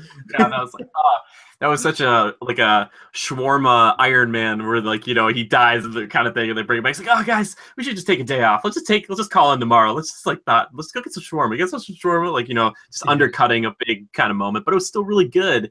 And when he does show up, it's great. And one thing I think DC has is a really cool the names for their races, because he'll be like, when like Wonder Woman shows up to fight him, he's like the Amazon or whatever. He's like, oh no, it's the Kryptonian. And it's like when Superman shows up, when they say a Kryptonian's around, it's like that's kind of a big deal. Everybody like on Earth, when a Kryptonian shows up, you're like, oh god, like so you're right, when he showed up and he's kind of just batting parademons away, or Flash saves some people in like a truck or whatever or something, and then you just see Superman carrying an entire building and he just puts it down. And it's kind of, I'm sorry to say, but that moment right there, it was a little odd to me. Like he picked it, first of all, because I know the details of construction. I know the building would fall apart. You don't know the details of Superman, though. He has an ability that projects an energy around things. Just stop. No, it's true. It's really the people, I've seen it, Joe. He's got a billion abilities, and I thought you'd appreciate this, but he can do that without it falling apart. I know what you're thinking. It should have fallen apart, but he doesn't work that way for him. He's overpowered, man. He's Superman. Especially an old rubble building in frickin' a nuclear meltdown Russia town, you know. My question to you guys, with this final thing, and Levi, maybe you could speak to this too, but like, did this feel like the end of the second Avengers to you at all? Because it really reminded me of Sokovia, like a lot, like the kind of like worn down. Yes, yeah, with the Russian feeling. Yeah, absolutely. Yeah, I thought it was kind of weird, and like the resurrecting Superman kind of felt like the Vision, but then earlier on it felt like the first Avengers film. So I feel like Joss kind of cut his teeth on those and kind of worked all that magic into this, kind of like kneading the dough, as it were, into this film. But I don't know, I think it worked out really well. Was it just me, or I was happy with everything, and I still gave this thing an 8.5. What did I give it? A 9? I gave it a 9, right? I think 8.5 or 9. Yeah. Well, it's a 9, let's face it. Anywho, the thing is that there's a lot of unanswered questions because they did this in reverse. It's the group together. Now they're branching out for the standalones, right? Which is okay. I think it works because you've gotten this little taste of them and you don't know all the details and the history behind them. We only know Wonder Woman, and everybody knows Batman, and we know Superman. We have these new interesting characters we want to learn about. Crap, I'm losing my train of thought now. Why do I ramble? You always do. I never try to stop you. I just like to see where the train goes. You know what I'm saying? Where's this thing going to stop? Crap. Well, I was gonna say, I've got something to say while you're worrying about that. I do. There was something we forgot to mention in the beginning. In the beginning of this film, one of my favorite things happens, and you see it in the trailer. But you do see Wonder Woman prevent a bank heist by some crazy guy who's like, we're going to go back to the Dark Ages and like the safety and security of being afraid of like God or something or whatever. Did you have a problem with the speed? I had no problem with the speed. I loved it because the first thing that she does is he shoots at her, and instead of doing, I thought she was going to block with the bracer, but she's just like, she just dodges it, kind of like, what are you thinking, dude? And then she goes and blocks the first one. And then he starts opening fire on all these hostages, and she's blocking them all like so fast. And I was like, this is a good representation of like kind of how strong and fast she is. She's as fast as bullets, not as fast as Flash or something like that. Sure. She's really quick, and like she prevents this horrible situation by taking this explosive suitcase and just whipping it up in the air. And she's just like, there you go. But why didn't she just take her? She didn't have her shield at that point, did she? She didn't. No, she went in kind of. It happened too quickly, and she just kind of rolled in there and did what she could. She had the lasso. Would have like really quickly, like before he could even pull the trigger, just wham and like throw him out the window, sort of a deal, The bullets were moving fast. They had to show. But I love that. She did have the shield because at the end she slams it into the. No, she doesn't. She does the cuff thing. Yeah. And she creates a shockwave that we all know just obliterated that entire second-story wall of that bank. Why?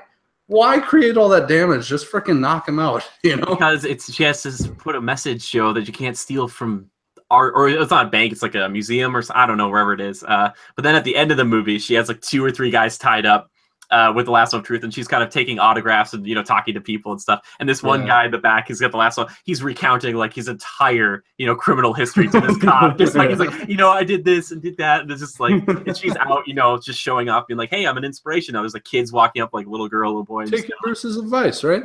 Yeah, he's just like, and with him, he's just still probably shooting guys in Gotham or whatever. So I don't know. Mentioned Wonder Woman a lot, so in lieu of you got to play it. Pretty sure we missed some in there. Yeah, I probably have to throw it in intermittently in the background. So anywho, good moment. At first I was like, man, is she that fast? Like stopping every bullet. I thought there would be a more efficient way to handle that, but it was still cool. And you're right, it showcases her ability well and kind of, allows you to gauge her. She's compassionate. She rolls into that room. She blasts the doors down, and she walks in, and she's like angry but concerned. And she's like, "Okay, there's civilians here. Bad guys are here. They're my priority. I gotta protect these people no matter what." So like you or I might be like, "Let's just punch this dude," but the chance of him shooting one of the civilians or the hostages because of it, like that outweighs it to her, where she's like, "I gotta protect these people." Like, yeah, which I really liked. One last question for both of you. Levi and, Joe, you can talk about this second too. Did you like Batman? We haven't really talked about Batman very much. Did you like Ben Affleck's performance in this film comparatively? Because you said you didn't like him in Batman vs. Superman. Right? Yeah, I liked him a lot better in this film than I did Batman vs. Superman. He had a lot more depth to him. He wasn't as jaded this time around with his resolve for killing or Superman. So he, Yeah, yeah, I Yeah. liked him a lot more. I agree with that statement for sure. Yeah, did you guys like the relationship? Because I liked his relationship a lot with Diana, not only like kind of hinting at romance, but also like he does kind of poke and prod her, and she kind of pokes and prods him and literally like shoves him across the room. But that kind of whole, he's just like, that back and forth, I thought was kind of interesting. Yeah, that little conversation between him and Alfred, it kind of it solidified the dynamic that they have. You kind of realized it because it was spoken about. Yeah. But it helps you to draw attention to that fact. I personally, I enjoyed Batman in all of them. I mean, yeah, he was jaded in the Batman vs Superman. I mean, his whole focus was to kill Superman, thinking that he was more of a threat, kind of like a Lex Luthor complex, right? Yeah, for sure. But you understood it. There was reason behind it and all that, and you could kind of sympathize with what he was thinking. But knowing Superman, you're like, come on, guy, what are you doing? But in this film, he's thinking of the greater good. He is trying to do good overall, and letting that criminal go on the rooftop because you got that what are they called again, parademons. He got that. He realizes there are bigger fish to fry, one little crook, but it looked like he was stealing from a museum, which seems like a bit of a big deal. But anywho, yeah, like they should have shown like a Gotham PD helicopter spotlight on him, like right at that moment, like sort of like, oh, Batman knew that they was. Yeah, I don't know, but his focus is on one thing, and it's the greater good of the world, even everybody in it, and bigger fish to fry, so to speak. But his role throughout, pretty good. We talked about it a little bit already. He knows his place. He does what he can and what is appropriate, and it is still very impactful and helpful to the team. He still plays a very important role in the team. It's not like he's useless because all he has is some gadgetry and a ship or in a car. He plays a bigger role than just that. Well, I also like that he seems to kind of have a death wish. He does mention again, he's like, I've been doing this for 20 years, but there's a moment later on when Wonder Woman says to him, like, hey, Bruce, like, he could have killed you. And he's like, I figured the trade would be worth it, He's like, if Superman killed me, he's like, at that point, he's just like, I kind of thought that would happen. And everything he seems to do is like borderline, like he could just die, He's just like, I'll lure him away. It'll be fine. Don't worry about me. Again, solidifying the point that I think his whole mindset is the greater good, humanity, and I like that. So, and it defines him more so as a hero. Redemption for his past wrongdoings and Batman vs Superman and all that, and he feels guilty. So the whole suicidal actions don't really. He sloughs them off because if it happens, it happens. He deserves it, is what he probably feels like, and So overall, I mean, he knows his place and plays a vital role nonetheless. Yeah. So. Well, he's still intelligent. I love that his introduction, even though we see it in the trailer to Flash, his intro to Flash, like kind of throwing a batarang right in front of Flash just to see what he does. And they both kind of were like, oh, hey, you're that person. And then, he's kind of walking up to, he's like, I'm trying to get a team together. And Flash's like, I accept. And like the look on his face, he's just so happy. He's like, really? And Flash's like, yeah, I need friends. Like, So it's like, oh, okay, cool. And it just, that was pretty great. Well, just pace that Bruce around. I mean, like, at the end, I knew he was going to say this, but, like, Clark's farm gets sold to the bank or foreclosed by the bank or whatever. And he's like, how did you get this back from the bank? And I was like, he's going to say, I bought the bank. And he's like, I just bought the bank. And like, he's just like, of course he did. Like, there's even though it doesn't make sense because, when the bank forecloses on it, either A, they're going to demolish the buildings on the premises and sell the land for farmland, or they're going to sell the house, a foreclosure sale, right? He didn't need to use this. Like, he wanted to make sure. And see, that's good because they show that, like, there's things that Batman can do that Superman couldn't. Like, if Superman could stand there in front of the bulldozers every day and just, like, bat him away and be like, no. But Batman's like, let's just do the smart money play. Just get it taken care of. There's a few plot holes, kind of like, those two hanging out, or Aquaman basically outing Batman in front of that little village of people saying, like, you dress up as a bat. That's pretty weird, Bruce. And it's like, I wish you would have been like, hey, what are you doing? Shut up. Like, yeah, but that was like some remote fishing village, and like they've got Snapchat, they've got Twitter. Sure, yeah, no internet access, no TV. Yeah, so they didn't really even take notice, but they're aware of the abilities that Aquaman had. Like, they knew that he was the guy that came from the sea, and he was that guy. Yeah, and they were keeping it quiet, and it's like, Yeah. Whatever. Yeah, it was interesting. Okay, so I thought of the thing I wanted to say earlier. Let me get that off my chest real quick and get your thoughts on it. Then come back to the Aquaman moment in the village. Roger that. All right. So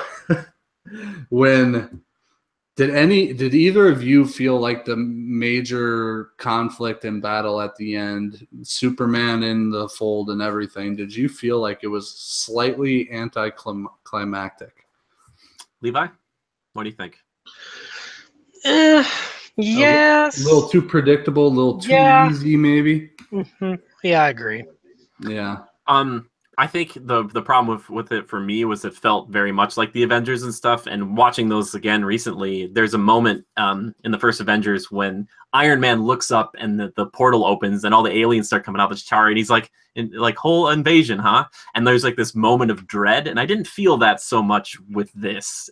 Like compared to that, I was like, oh god, they're gonna kill New York City. Like this was like just some remote, like they're gonna take over the planet from Chernobyl or wherever the heck they were. That's one thing that's a little different about DC and Marvel. Marvel is staged in environments that are real and known to us in real life. Sure. Here, the only reference that we have is Russia. Yeah, apparently this is like a universe, Metropolis and Star City. Those are real places. Well, they blew up the Capitol in Batman vs Superman, which is kind of a real place, but it's not a it's not. It's weird. It's kind of a blur of two. They add in Metropolis and all that. Like it's supposed to exist, like in northern Kansas or something of that nature. It's interesting. It's a little different. So your points of reference aren't as real to you. Yeah. They may not impact you in the same way because it's like it's Metropolis, but when it's New York City, it's almost like it brings even more realism to the table where you're like, oh my god, they just took out Times Square. There's something to be said for that, I think. But for me, the climax, the end, that kind of end fight scene was a little, it fell just slightly flat for me. I mean, it's cool and all, but it felt a little too easy. Like I knew Superman was going to be the big saving grace, like just come in and whop, whop, whop, bye, But I felt like there should have been something that made it just a little more, like kept you on the edge of your seat a little more, or made it a little harder on them or a little more trying. Like some pivotal moment or some revelation in the midst of all being like beaten down by Steppenwolf, like they're able to overcome him in some technical fashion instead of just combo attack combo, but they never did it. Something of that nature instead of Superman just showing up and being like, is this guy still giving me a trouble? Wham, wham. Like the parademons turning on him because he started feeling fear. I feel like I've seen that which 10 was cool or 20 though. times. I like that they drew attention to that. I also like that Steppenwolf alludes and speaks about other big bads. Mother, I don't really understand that one. He does mention I don't know if he called him father or he said something. He doesn't mumble, but he says something as he's walking away from getting one of the mother boxes, and he's like paving the way for Darkseid or something like that, which I was like, yeah. And I think the world he was creating was reminiscent of Darkseid, because doesn't Darkseid have something to do with I got to put Smallville out of my mind because that was done in a different way. But Darkseid has something. I'm trying to think of like Justice, Injustice. The game. Like you think of like the War World or like Does Apocalypse? he have an ability where he shoots out like those purple worm things? Are you thinking of Brainiac? Yeah, that's probably what I'm thinking of. I know that Darkseid's got the Omega beams, the ones you can't dodge, the lasers, but Batman is the only one to have like ever really dodged them or something. Very interesting. Joe, I love you, by the way, for the shout out to Smallville. Thank you. Yeah, dude, I love that show. Holy man! All right, let's not get into that. Don't do it. It's done, Levi. That's a rabbit hole we don't want to go down. Somebody's baby. Oh, it's in a cornfield, baby. Stop! You're slaughtering that good song. All right, it's a very good song. All right, so I think you guys can agree with me that it could have been a little better at the ending, like something a little more edge of your seat, like how do they do it, how do they get it done, sort of a deal. But nonetheless, still cool and great, and we all loved it, but it could have been better. Yeah. So taking a step back to the point I wanted to touch on, the Aquaman, when he saves that guy from that ship, and obviously it was what was it? there was parademon blood on the body of the sailor. Yeah. And he brings him in, he looks at his hand, and then he picks up the whiskey bottle, and he says, it's on him. And they start playing, was it Icky Thump? Yeah. Oh, man, Icky Thump, and he's, like, walking off the edge of the... I loved it. Yeah. I looked at Jimmy, and I was like, fuck, yes. Yeah. I hated that. It was so stupid. They didn't need. No, it there's was no reason. totally all right. It was awesome. No, they don't need it at all. First off, that song was in the trailer. Second off, it's just him walking out on a dock, and they didn't need to be It was like. great. Yeah, but it was You've been cool. outvoted, James. You've been outvoted. That was great. Outvoted. He's walking down the edge of the, what do they call that? The seawall. And he's walking down there, and there's a sign posted, and it shows the stick figure sign, like warning, slippery and waves breaking the head wall. And he's just walking out there, slams the whiskey bottle down. I thought it was freaking awesome, and I loved it. Plus, Icky Thump, you can't go wrong with that. And for his character, it was awesome. He needs to recycle, reduce, reuse, recycle. He shouldn't litter. All right, he's a guy who loves the ocean, which apparently he didn't really care about. At some point, he's like, I don't care if the ocean like dries up. You know, he's like, I got the earth. No, and they're like, he said he doesn't care if the waters rise or if the ice caps melt or whatever. More water is good for him. Okay. It was something to that nature. Oh, that's what it was. He's like, well, what if they boil? He's like, I guess you're right. Like, yeah, right. But I love that moment. I thought it was really kind of like I know it was kind of pointless and all that, but it was kind of cool just showing him off, you know. I enjoyed it. Kind of establishing the whole, you know, they're obviously trying to set him in the light of a little bit more badass and strong. Yeah. And they just kind of show that off with kind of a bro moment, you know, and I enjoyed it. That's because they didn't use any of his other abilities to show off a cool moment like that. That's the only moment in the movie that he gets to do something like that. There are moments when he's like flying around in the sky and like attacking people, but he doesn't really have a lot of like cool water saves, or he doesn't like have a great white shark just like rip a parademon apart. Okay, here's the thing. Thank God that they did not bring the animals into the equation, because they kind of almost snuffed that flame out a few times. Like Bruce keeps asking him, like, well, can you like put some feelers out? Can you like? Yeah, that's so good. We all know what he's talking about. He's just like, you know, can you like talk to? You can talk to fish, right? He's like, the water does the talking. So they kind of establish a little bit more of a mystical, like feeling vibe to it, more than a, you know, like talking to fish underwater. If they would have had some sort of shark or whale featured where like slap Darkseid or Steppenwolf, I would have been so like, ugh, movie ruined, you know. I just feel like it's dumb. But he talked about how, you know, put the feelers out, and he's like, he talks about the water, the mystical energy more, like if the tides come in strangely, I'll know that currents or whatever. Energy surge type of deal. That was okay with me and well done. I like how they kind of snuffed the flame of he can like directly telepathically talk with fish. It was more of like a water mystical thing, which I appreciated. So, Levi, did you want him talking to fish? Do you care? Do you like that, or do you hate that? Do you like that? I didn't mind it. You know, I wish we had seen more Oh, so of you his want to see the abilities. fish? Yeah, I you wanted wanna to see just more of his talk to abilities. fish? Yeah.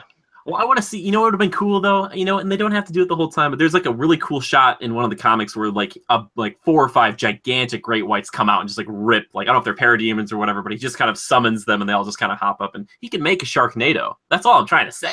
He can make one. Like, he can there's do a it. reason that's on Sci-Fi Channel, Jimmy. But they don't have to do Sharknado. I'm just saying that it would have been cool if like Steppenwolf's on his last leg and like, or like a shark bites an arm off and he's like, you know, or something like that. You know, maybe not an arm, but, you know, or something kind of in hand. I mean, Steppenwolf can throw Wonder Woman around. I mean, if a freaking shark bites him, he's gonna freaking decapitate the thing, you know? That's true. Well, I mean, like a squid tentacle like wraps around him for just like a second, right? Like catch him off guard. I'm just saying the Aquaman, they kind of just throw him around a bunch, you know, just kind of screams and slams into things. I thought it was a little over the top where he was fighting those parademons. Cyborg gives him a lift, and then he flings him and he stabs the one, and he basically surfs it down to the ground. I thought that was like, wow, you really like it was like the double tap on that one. Like, he was dead, but you made sure he was dead. Like, yeah. Just through a 4-story building, just, and it was cool though. It was kind of like a really showy, elaborate, like and he comes surfing out of the front door, kind of a deal. Yeah, well, I'm interested to see if they kind of add more like water manipulation for him and other ones, because they didn't really have anything to play with this time around where they were. But it'd be cool to see him in a big metropolis kind of thing, have like a river run through Chicago style, and he just kind of pulls up a bunch of water or something, because I don't exactly know all of his power set. But it would be kind of cool to see him. I like the way that the Atlanteans, that woman that was there, she was kind of like Atlantean royalty, and so is he, but we don't quite know how yet. Apparently, he was like a given up child from one of the kings, he's a bastard child of the queen. So. Yeah. Okay. So, anywho, I like how they showed off her using the water. And then how she created that dome that they stood in for a little bit, and he's kind of playing with the wall, like, ready to leave, and then she kind of, it's your responsibility. He's kind of like, all right, I'll need something then. I like the water features. It was cool. And what did you think about him swimming? I thought it was fine. I don't know. It kind of looked a little weird when he took off after he said goodbye to Batman. He just got, and then he just like. Yeah, At first I liked it. And then when they showed him going down to Atlantis and kind of zigzagging around, it was okay. Haley pointed out after the movie, she's like, I thought it was kind of weird the way he swam a few of those times. It was kind of like start and stop, and like just like when they showed him just like flying like Superman does, only underwater. Yeah, like, how is that? That's happening? He can do that. I don't know if it's the water stuff where he can kind of manipulate the water around him. Mystical water energy, whatever. Let's just suspend our disbelief on. Yeah. Levi, were you bothered by that at all? Did you care about the swimming of Aquaman? No, not really. I didn't pay too much attention to that, actually. I thought it was just fine. All right. Yeah. Speaking of things that move very, very fast, I want to talk about the last two things here. We got two credit scenes, a mid-credit scene and then like an end credit scene. Now, the mid-credit scene, it's just like a little Flash versus Superman, talking about they're just going to do a little race. And there's kind of a throwback to earlier when they're like, all right, Barry, head east, like in this fight. And he's like, oh gosh, I hope I'm heading east or whatever. But like, and he's like, they're standing in, presumably just somewhere in the country, like maybe the center of it or something. And he's like, hey, which coast do you want to go to? And he's like, I've never been to the Pacific coast or whatever, or something like that. And then he's just like, it's that way. And then they just kind of get ready to go. But Levi, did you like this setup? Did you like this little scene here? No comment. Just kidding. Yeah, it was fine. It was fine. I thought it was funny, but it was so Joss Whedon. It was so Joss Whedon. Zack Snyder. It's all right. It's like an age-old question that we've all asked a million times. Yeah. Faster, right? It was cool that they kind of allude to it. In a true Zack Snyder film, that definitely would not have been an end credits scene. Let's be real. Flash probably would have tripped on a rock and broken his ankle in slow motion. He'd be like, and then ran into like a orphanage and killed all the children or something, like something macabre, like from a Zack Snyder film. But no, it was good. It was funny. Yeah, I was disappointed though that was the only end credit scene until the very end. But I was like, this is it, really? But yeah. Yeah, I didn't see it coming, and I missed the final end credit scene. And I think we need to warn the viewers/listeners. If you did not see the second end credit scene, that was not the Superman Flash foot race, you need to go look it up or not listen to this conversation right now, because I think we've been talking for over an hour and a half about Justice League. I think we need to hit on the ending here, and I know, Jimmy, you're probably super ecstatic and excited to talk about it. So let's say cut right here if you don't want to get spoilers on that final end credit scene, the final scene. All right, everybody. I'm going to be real honest with you, and I'm going to level with you. Look, listen, just hear my words right now. Wherever you are in the world, just take a moment, sit down. If you're driving, pull over. Doesn't really matter what you're doing. If you have a child, put it down. I don't recommend holding anything valuable while I talk about this, because this is a big flipping deal. Get a glass of water, pour a glass of water, press pause, pour a glass of water, sit down. Not many times in my life have I been surprised, genuinely surprised about something. Not many times have I seen something that feels like a 10, but also a 0 at the same moment. Not only this end credit scene was the greatest roller coaster of emotion and anticipation and also hatred I've ever felt. I'm sitting there with Levi, and the screen, it goes dark or whatever, and then there's a little something. There's somebody's on a boat or whatever, and I see these ribbons. They're kind of flailing in the wind. And I think to myself immediately, as one of the biggest Deathstroke fanboys of all time, as you can see, Deathstroke here, Deathstroke here. If you don't know about Deathstroke, please, I've got a video about it's coming. Anyway, Deathstroke, one of the greatest characters that DC's got. And I'm thinking, no way. Grab Levi's leg. I'm thinking about ripping it off. I'm like, he doesn't need this leg anymore. Have bruises. Still. That's good. Because if anybody would have been with me, I would have bruised them as well. Because I was thinking, this couldn't be happening. This can't be happening. Deathstroke's going out on a boat. He's going over to a yacht. And I'm like, oh my God, what's happening? And there he is, that smug son of a gun. Because right before they show this scene, they show like a little prelude, I should say, of that, like Luthor is in an asylum or something like this, like a bald guy, and they turn him around. It's not Luthor, Lex Luthor, Jesse Eisenberg's Lex Luthor, which I thought for a hot minute, I thought it was going to be Bryan Cranston. I was like, are they going to do it? I think he's going to be an Aquaman. But anyway. I was hoping for Michael Rosen. That would have been great too. Could have been. So anyway, so they cut to this boat, sends him out there. It's Deathstroke, my man, my guy. He's there in all of his glory. Looks freaking fine, baby. Oh, so good. The best he's ever looked. He looks so good. He was like that demo stuff they showed, like Ben Affleck showed a while ago. I was like, he looked so good. Takes off the helmet, and it's actually Joe Manganiello, the guy who we've known playing him. He's going to get his standalone film, or we're not sure yet, but he's doing something. Please. Anyway, he's talking to Jesse Eisenberg's Lex Luthor, who's, he's not as bad, and that's the 0 out of 10 part. But he's kind of like, oh, I think we should make a league of our own. So Legion of Doom, Injustice League or something like that. Basically kind of saying that the next film will be like that, or Secret Six or whatever, but basically having these analogs or these foils to the characters we like so much. So, we have like Batman to Deathstroke, and maybe, Lex in the power armor, versus Superman or something like that. All I know is that I was like, please, let this happen. I was like, I almost stood up and started swearing and cheering and jumping around. I was like, there, my boy Deathstroke, out of sheer force of will, is finally on the big screen. Yeah, it's a post-credit scene and all that, but like, here he comes. He's showing up. Quite the teaser. I know. He looked so good. I was like, oh my gosh, I got to see this guy in action. I wanted to see him kill somebody. Just one person. He could have killed a lackey. I wouldn't have cared. It would have been great because knowing Lex, it would have been a cyborg or a robot, I should say. Yeah, but what a great... I almost gave the movie a 9 or 10 just for that. I was like, oh my God, this is... I was like, he's there, he's in person. But I kept my cool, everybody. I didn't do that because I am here to be unbiased as much as I possibly can be. That's all I got to say about that. That's Justice League, everybody. Guys, got any like closing comments, like one sentence to wrap it up, Joe?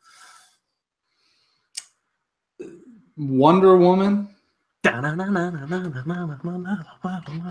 Her film and this movie are the reasons why I truly appreciate DC. I could go more in depth, but I agree. Yeah, I finally feel happy with where DC's sitting as a universe and their development of their saga.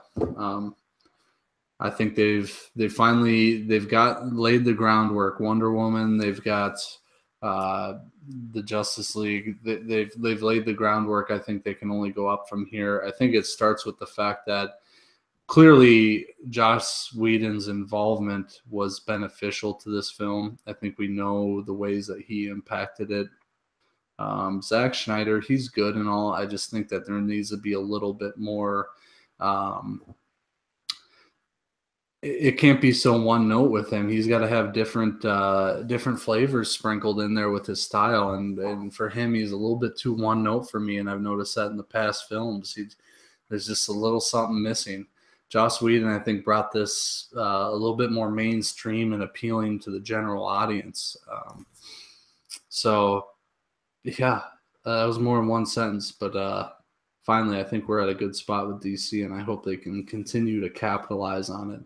Jimmy, you've said in the past, Henry Cavill even owned up to the fact that, yeah, DC's made some mistakes, and I think they've learned from them, though, and they're only doing better now. And you know, taking the right steps. So if he notices it, and then he's also, flipping the coin and saying, but we are doing this, they've learned from it, we're going to be better. It's great. He's also said you can't compare us to the other films. It's still different. I like that. And they are. I enjoy Marvel every bit as much as I enjoy DC, but finally DC's coming into their own, I feel like. They're starting to gain some ground, and instead of tripping over their own feet, they're starting to get that gate right, so. Levi, how about you, man? How do you last little closing thought on it? Thank you. Thank you for not messing this up. Thank you. Oh, it would have been the worst. Great way to put it. Also, I really like the actor for Deadpool. Just kidding. Who's your guy? No, but I like that actor. They made him look really cool, and I was like, yes. What's his name, Levi? Say it right now. Dead Slade. Dead Bat. Joe Manganiello is Deathstroke. Hey, by the way, I consider myself a bit of a manly man. I mean, I'm wearing a flannel, but that doesn't. I'm just, dude. And I alluded to this thought, earlier on with the whole walking down the head wall into the sea. Oh God! Holy man, Jason Momoa, that guy plays a mean Aquaman, and boy, dreamy. Tell you what, I don't know who I'd put number one put first. Jason Momoa, Aquaman, or Gal Gadot, Wonder Woman. I just don't know. It's a bit of a toss up. Well, here on this channel, we're gonna put Wonder Woman first, and I'll probably just play the music just to reinforce that, because that's what's happening. I'll probably play like 10 times. Yes. Well, and like I said before, I did a review of it, but I would love to know if anybody of you guys, if you've seen it, let us know. If you're interested in seeing it, who is what's the draw for you? Which character are you most excited to see in action? And what's your favorite, superhero film that you've seen from DC so far, if you haven't seen this one yet? So now we get to move into one of my favorite parts of the show. We get to salute our commander, Jonathan Larson, our $100 patron over on patreon.com. Thank you so much, Jonathan. We appreciate you. Appreciated. Salutes. Yes, we all salute you here at Critical Reviews. And as Jonathan likes to say, their fate concerns me. Yours does not. That's what he likes to say. That's what he told me to say. And if you want to have a cool custom avatar and have me say your catchphrase on every podcast, go check out patreon.com, see how you can do it. Now we get to move into that segment of the show that Levi likes to call, that I like to call, that Joe likes to call Timekillers. That's right. Time Crunch? Just kidding. Get out of here. You gotta go. No. It's the games we've been playing, the TV shows we've been watching, the movies we've been viewing. We talked about Justice League. Levi, you been killing time with anything else quick? You're going to kill me, but I've been playing a little bit of Skyrim on the Switch. Oh my God. And I'm sucked in, maybe again for the 10th time. Thank you, Bethesda.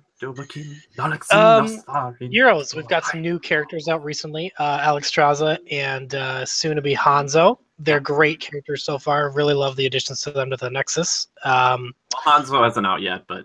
No, but I mean, he's coming. He's coming. We got Moira. On Overwatch. Yeah, we were all throwing down at that the other night. We're all playing it, as we like to call it. Some good stuff right now. Good stuff. Yeah. Joe, how about you, man? Besides all that stuff, is there anything else you've been killing time with? Dude, Call of Duty World War II. I've been on the grind, and I love it. I love this whole old school feel of Call of Duty, and a little bit more bare bones with the old style war weaponry and all that. It's really got that gritty feel, and it's the kind of Call of Duty I love. It's higher quality, but kind of takes me back to those Black Ops 1 days. And I've been grinding it out with, I'll run the SMG once in a while, which is more my style for people that know me, the twitchy SMG player, but the run and gunner, if you will.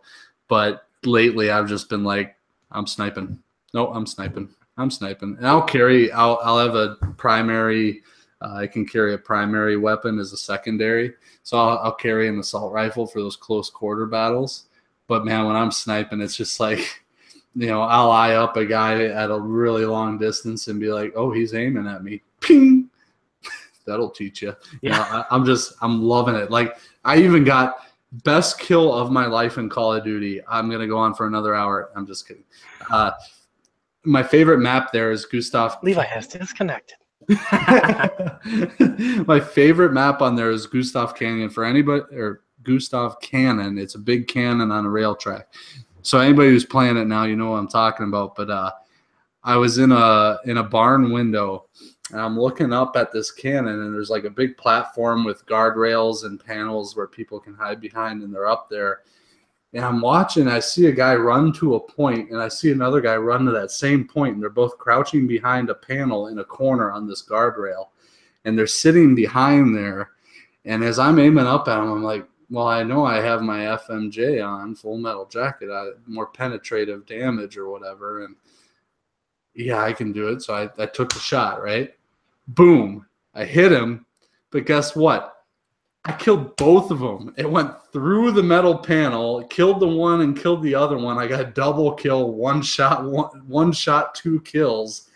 And I was like, play the game. Play the game. Was that a double headshot? I don't think it was even a headshot, but my sniper rifle I had pretty tricked out. So cool. Oh man, nice. It was awesome. But anyway, grinding away on a lot of that. Haven't been watching too much of anything. Finally getting up to snuff on Stranger Things. I'm like 4 episodes into season 2. We'll have to talk more about that once you're done with it all. Maybe once I finish it up, we'll have to do a little segment on it. But otherwise, not too much on my end. Oh, yeah. Did I forget to mention that I immediately – another thing that makes me gauge a movie. When I walked out of Justice League, the first thing I did, I hooked the iPhone up to the truck, looked up the Justice League playlist. That Icky Thump by the White Stripes. Oh, who can't jam to that? And I love that song. Oh yeah, it's good. And then oh dang it, I'm trying to. I'd say Everybody Knows, the one in the very beginning, is very good. I also love the remastered version of Wonder Woman's theme by Danny Elfman, who also did like the old Batman theme, which he remixed for this movie, like the old 1989 Batman. And then he also had done like Spider-Man films. So if you listen to this stuff, it's very Spider-Man. It's like, oh, okay, I know Danny. Yeah.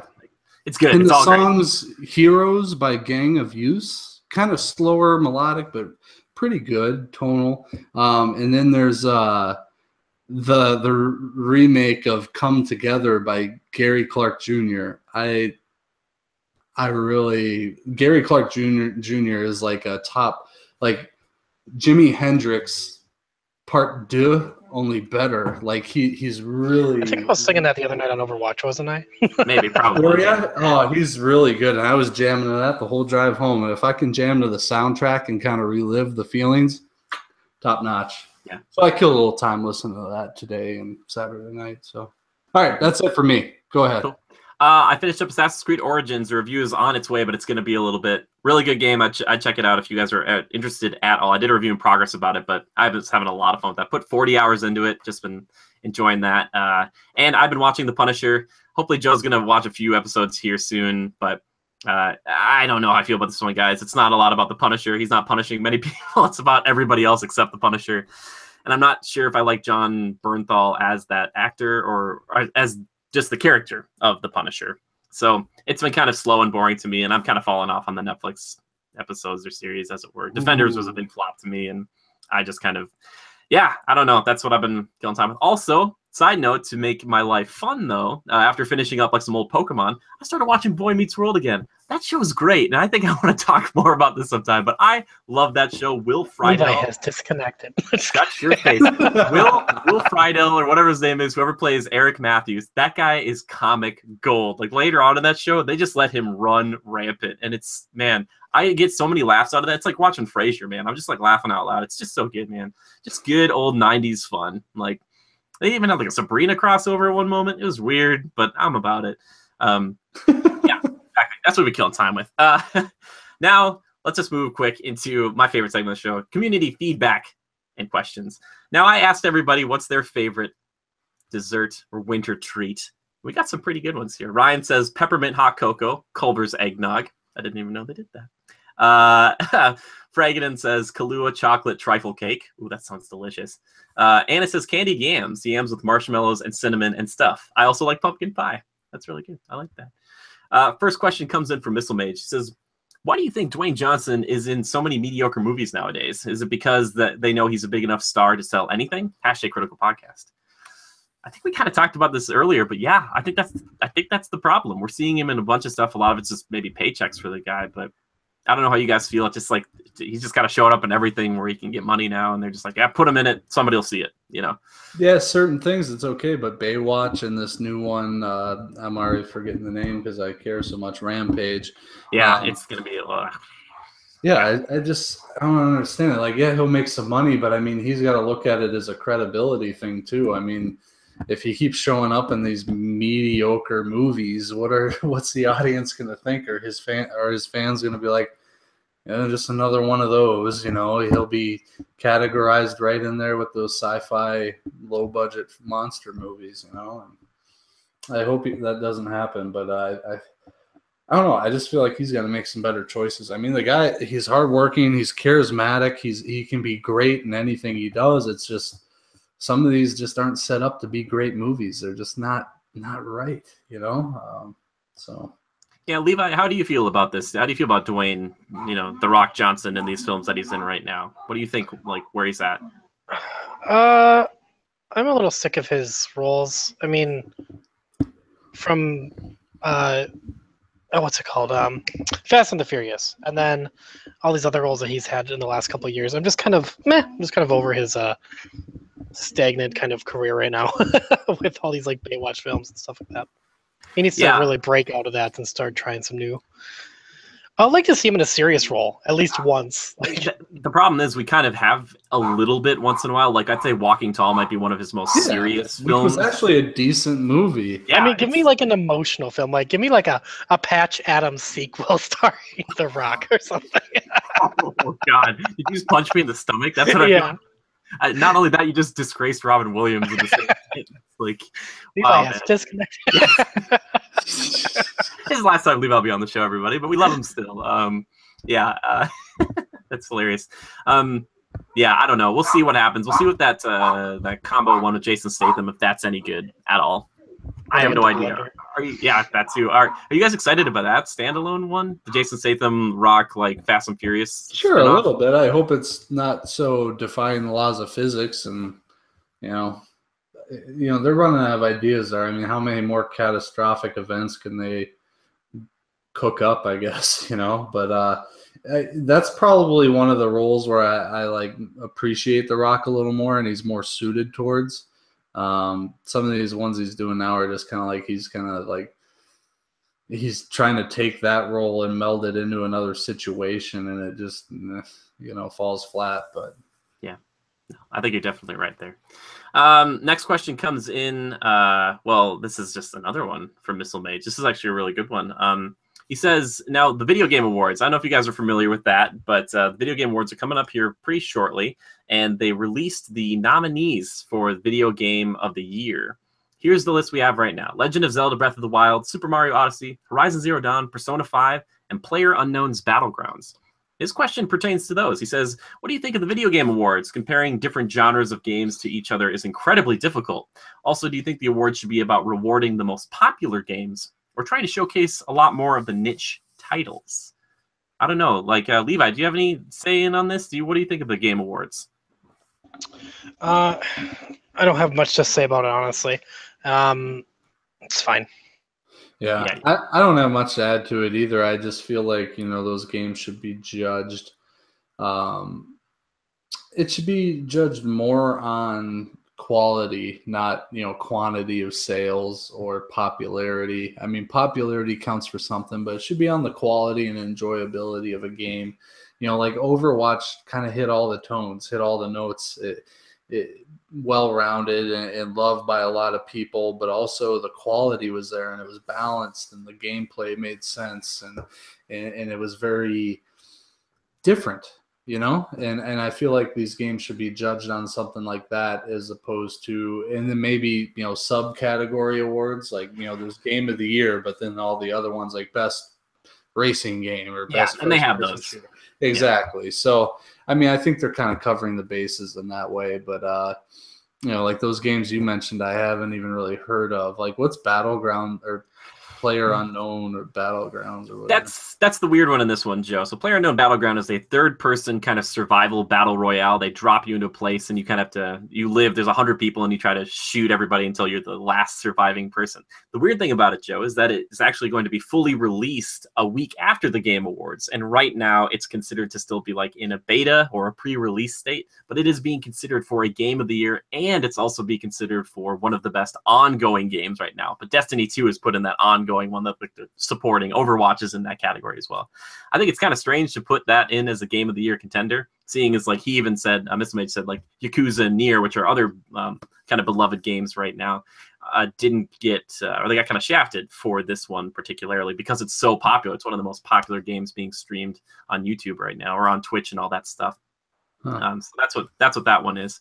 He did go on to say this though too. He said, "How much do you think release time influences the awards?" The biggest example of this is The Last Guardian, so a big game that came out last year. He said it's eligible for this year's awards, but seems to be forgotten in every category, which I think that's kind of interesting too. We talk about Overwatch. It's time to fizzle out a little bit. Yeah, the hype is there as much. The problem is The Last Guardian came out right before the Game Awards. Like, look at Overwatch. Overwatch came out like in May, and the Game Awards were in December, but people were still talking about it. Like, that's the thing. It's like if your game, like The Witcher, came out, I think around like in May or something like that in the spring, and then they still like were like, hey, it's still a big deal. So I think if games come out too close to the actual Game Awards, unless the hype is really real or really there for it, that I don't know, or maybe it's weird. That's the thing. Like Zelda is still a huge game people are excited about. That came out in the spring, but Super Mario just came out, and that's fresh in everybody's minds. So depending on your jurors, depending if people are influenced more so on that, you know, if they're like, man, I just played this game today and I love it, and like they'll be like, yeah, Game of the Year, you know, or if they're like, oh man, I'm still thinking about Zelda, or I'm still thinking about Horizon, which is a game I love, you know, I'm interested to see how it'll shake out. I just think Zelda will probably dethrone Horizon, and it'll probably come down to that or Mario for the Game Awards. Really? I don't know. The critics will probably Horizon, I hear that the quality was top notch, but it is top notch. I stand by that. Well, the critics will do those in January or December or something. And that'll probably be a different show altogether, but it's going to be great. Come back for that. We dress up. It's going to be wonderful. Last question we have here is from our very own Anna. She says, at Go Critical, #Critical Podcast. There's a theory out there that Rey from Star Wars is actually Kylo's sister. What do you think of this theory as a possibility? And if true, how do you think that this will affect the story? Pros and cons. Levi? You don't want it to be? No. Boo. How did they do Stupid, that? don't do it. Like, did Leia forget that she had a kid? Like, they force mind wipe? Don't do it. That'd be dumb. You'd be dumb. Joe, I know you're not as big into Star Wars, but do you think that idea is a good idea, bad idea? I don't know. Aren't they all related in some way, somehow? More or less right now. That's how it has been. They just kind of like, oh, like you're my cousin or my nephew or whatever it is. Yeah, I hope that theory doesn't come to pass. I hope Rey is not related to anybody, but she'll probably be a Kenobi or something like that. Once the cat's out of the bag, I think a lot of people are going to be like, well, there it is. I think there's more cons to it than pros if she's the sister. So, and it would just be weird trying to explain that away because you're like, how did Leia forget she had a kid? Like what? Like, yeah, twins or or whatever else. I think it'd be weird. So, speaking of Rey, I liked her performance in that Nissan commercial. Something about autonomous driving or something, but it was cool. Oh gosh! Of course, we got to get you on a car show, Joe. Just. Like, I love her in that Nissan. That's so good, man. I love it. Was it like a Millennium Falcon Nissan? Was it like a gray, like a gunmetal gray? Pretty sure it was a Nissan Rogue, like Rogue One. Oh, it's very confusing marketing. Anyway, if you have a question for the show, all you have to do is tweet the #Critical Podcast to any of us. You can tweet at me at our official ones at Go Critical. It's capital G, capital C. Or you can tweet at me personally at JimmyGood013. If you want to tweet at Joe, you can tweet at Lever_627, and that's Lever just like Beaver, only with an L. Very good. Levi, you're on Twitter sometimes, but you're not on Twitter too often. You're just at Levi Fletcher, correct? Yes, sir. All right, cool. If you ever want to see us playing these games we were just talking about, you can check us out over on twitch.tv/critical reviews. We just got done playing The Legend of Zelda, the Ocarina of Time, and eventually Levi is going to lend me his Switch and we can play Breath of the Wild.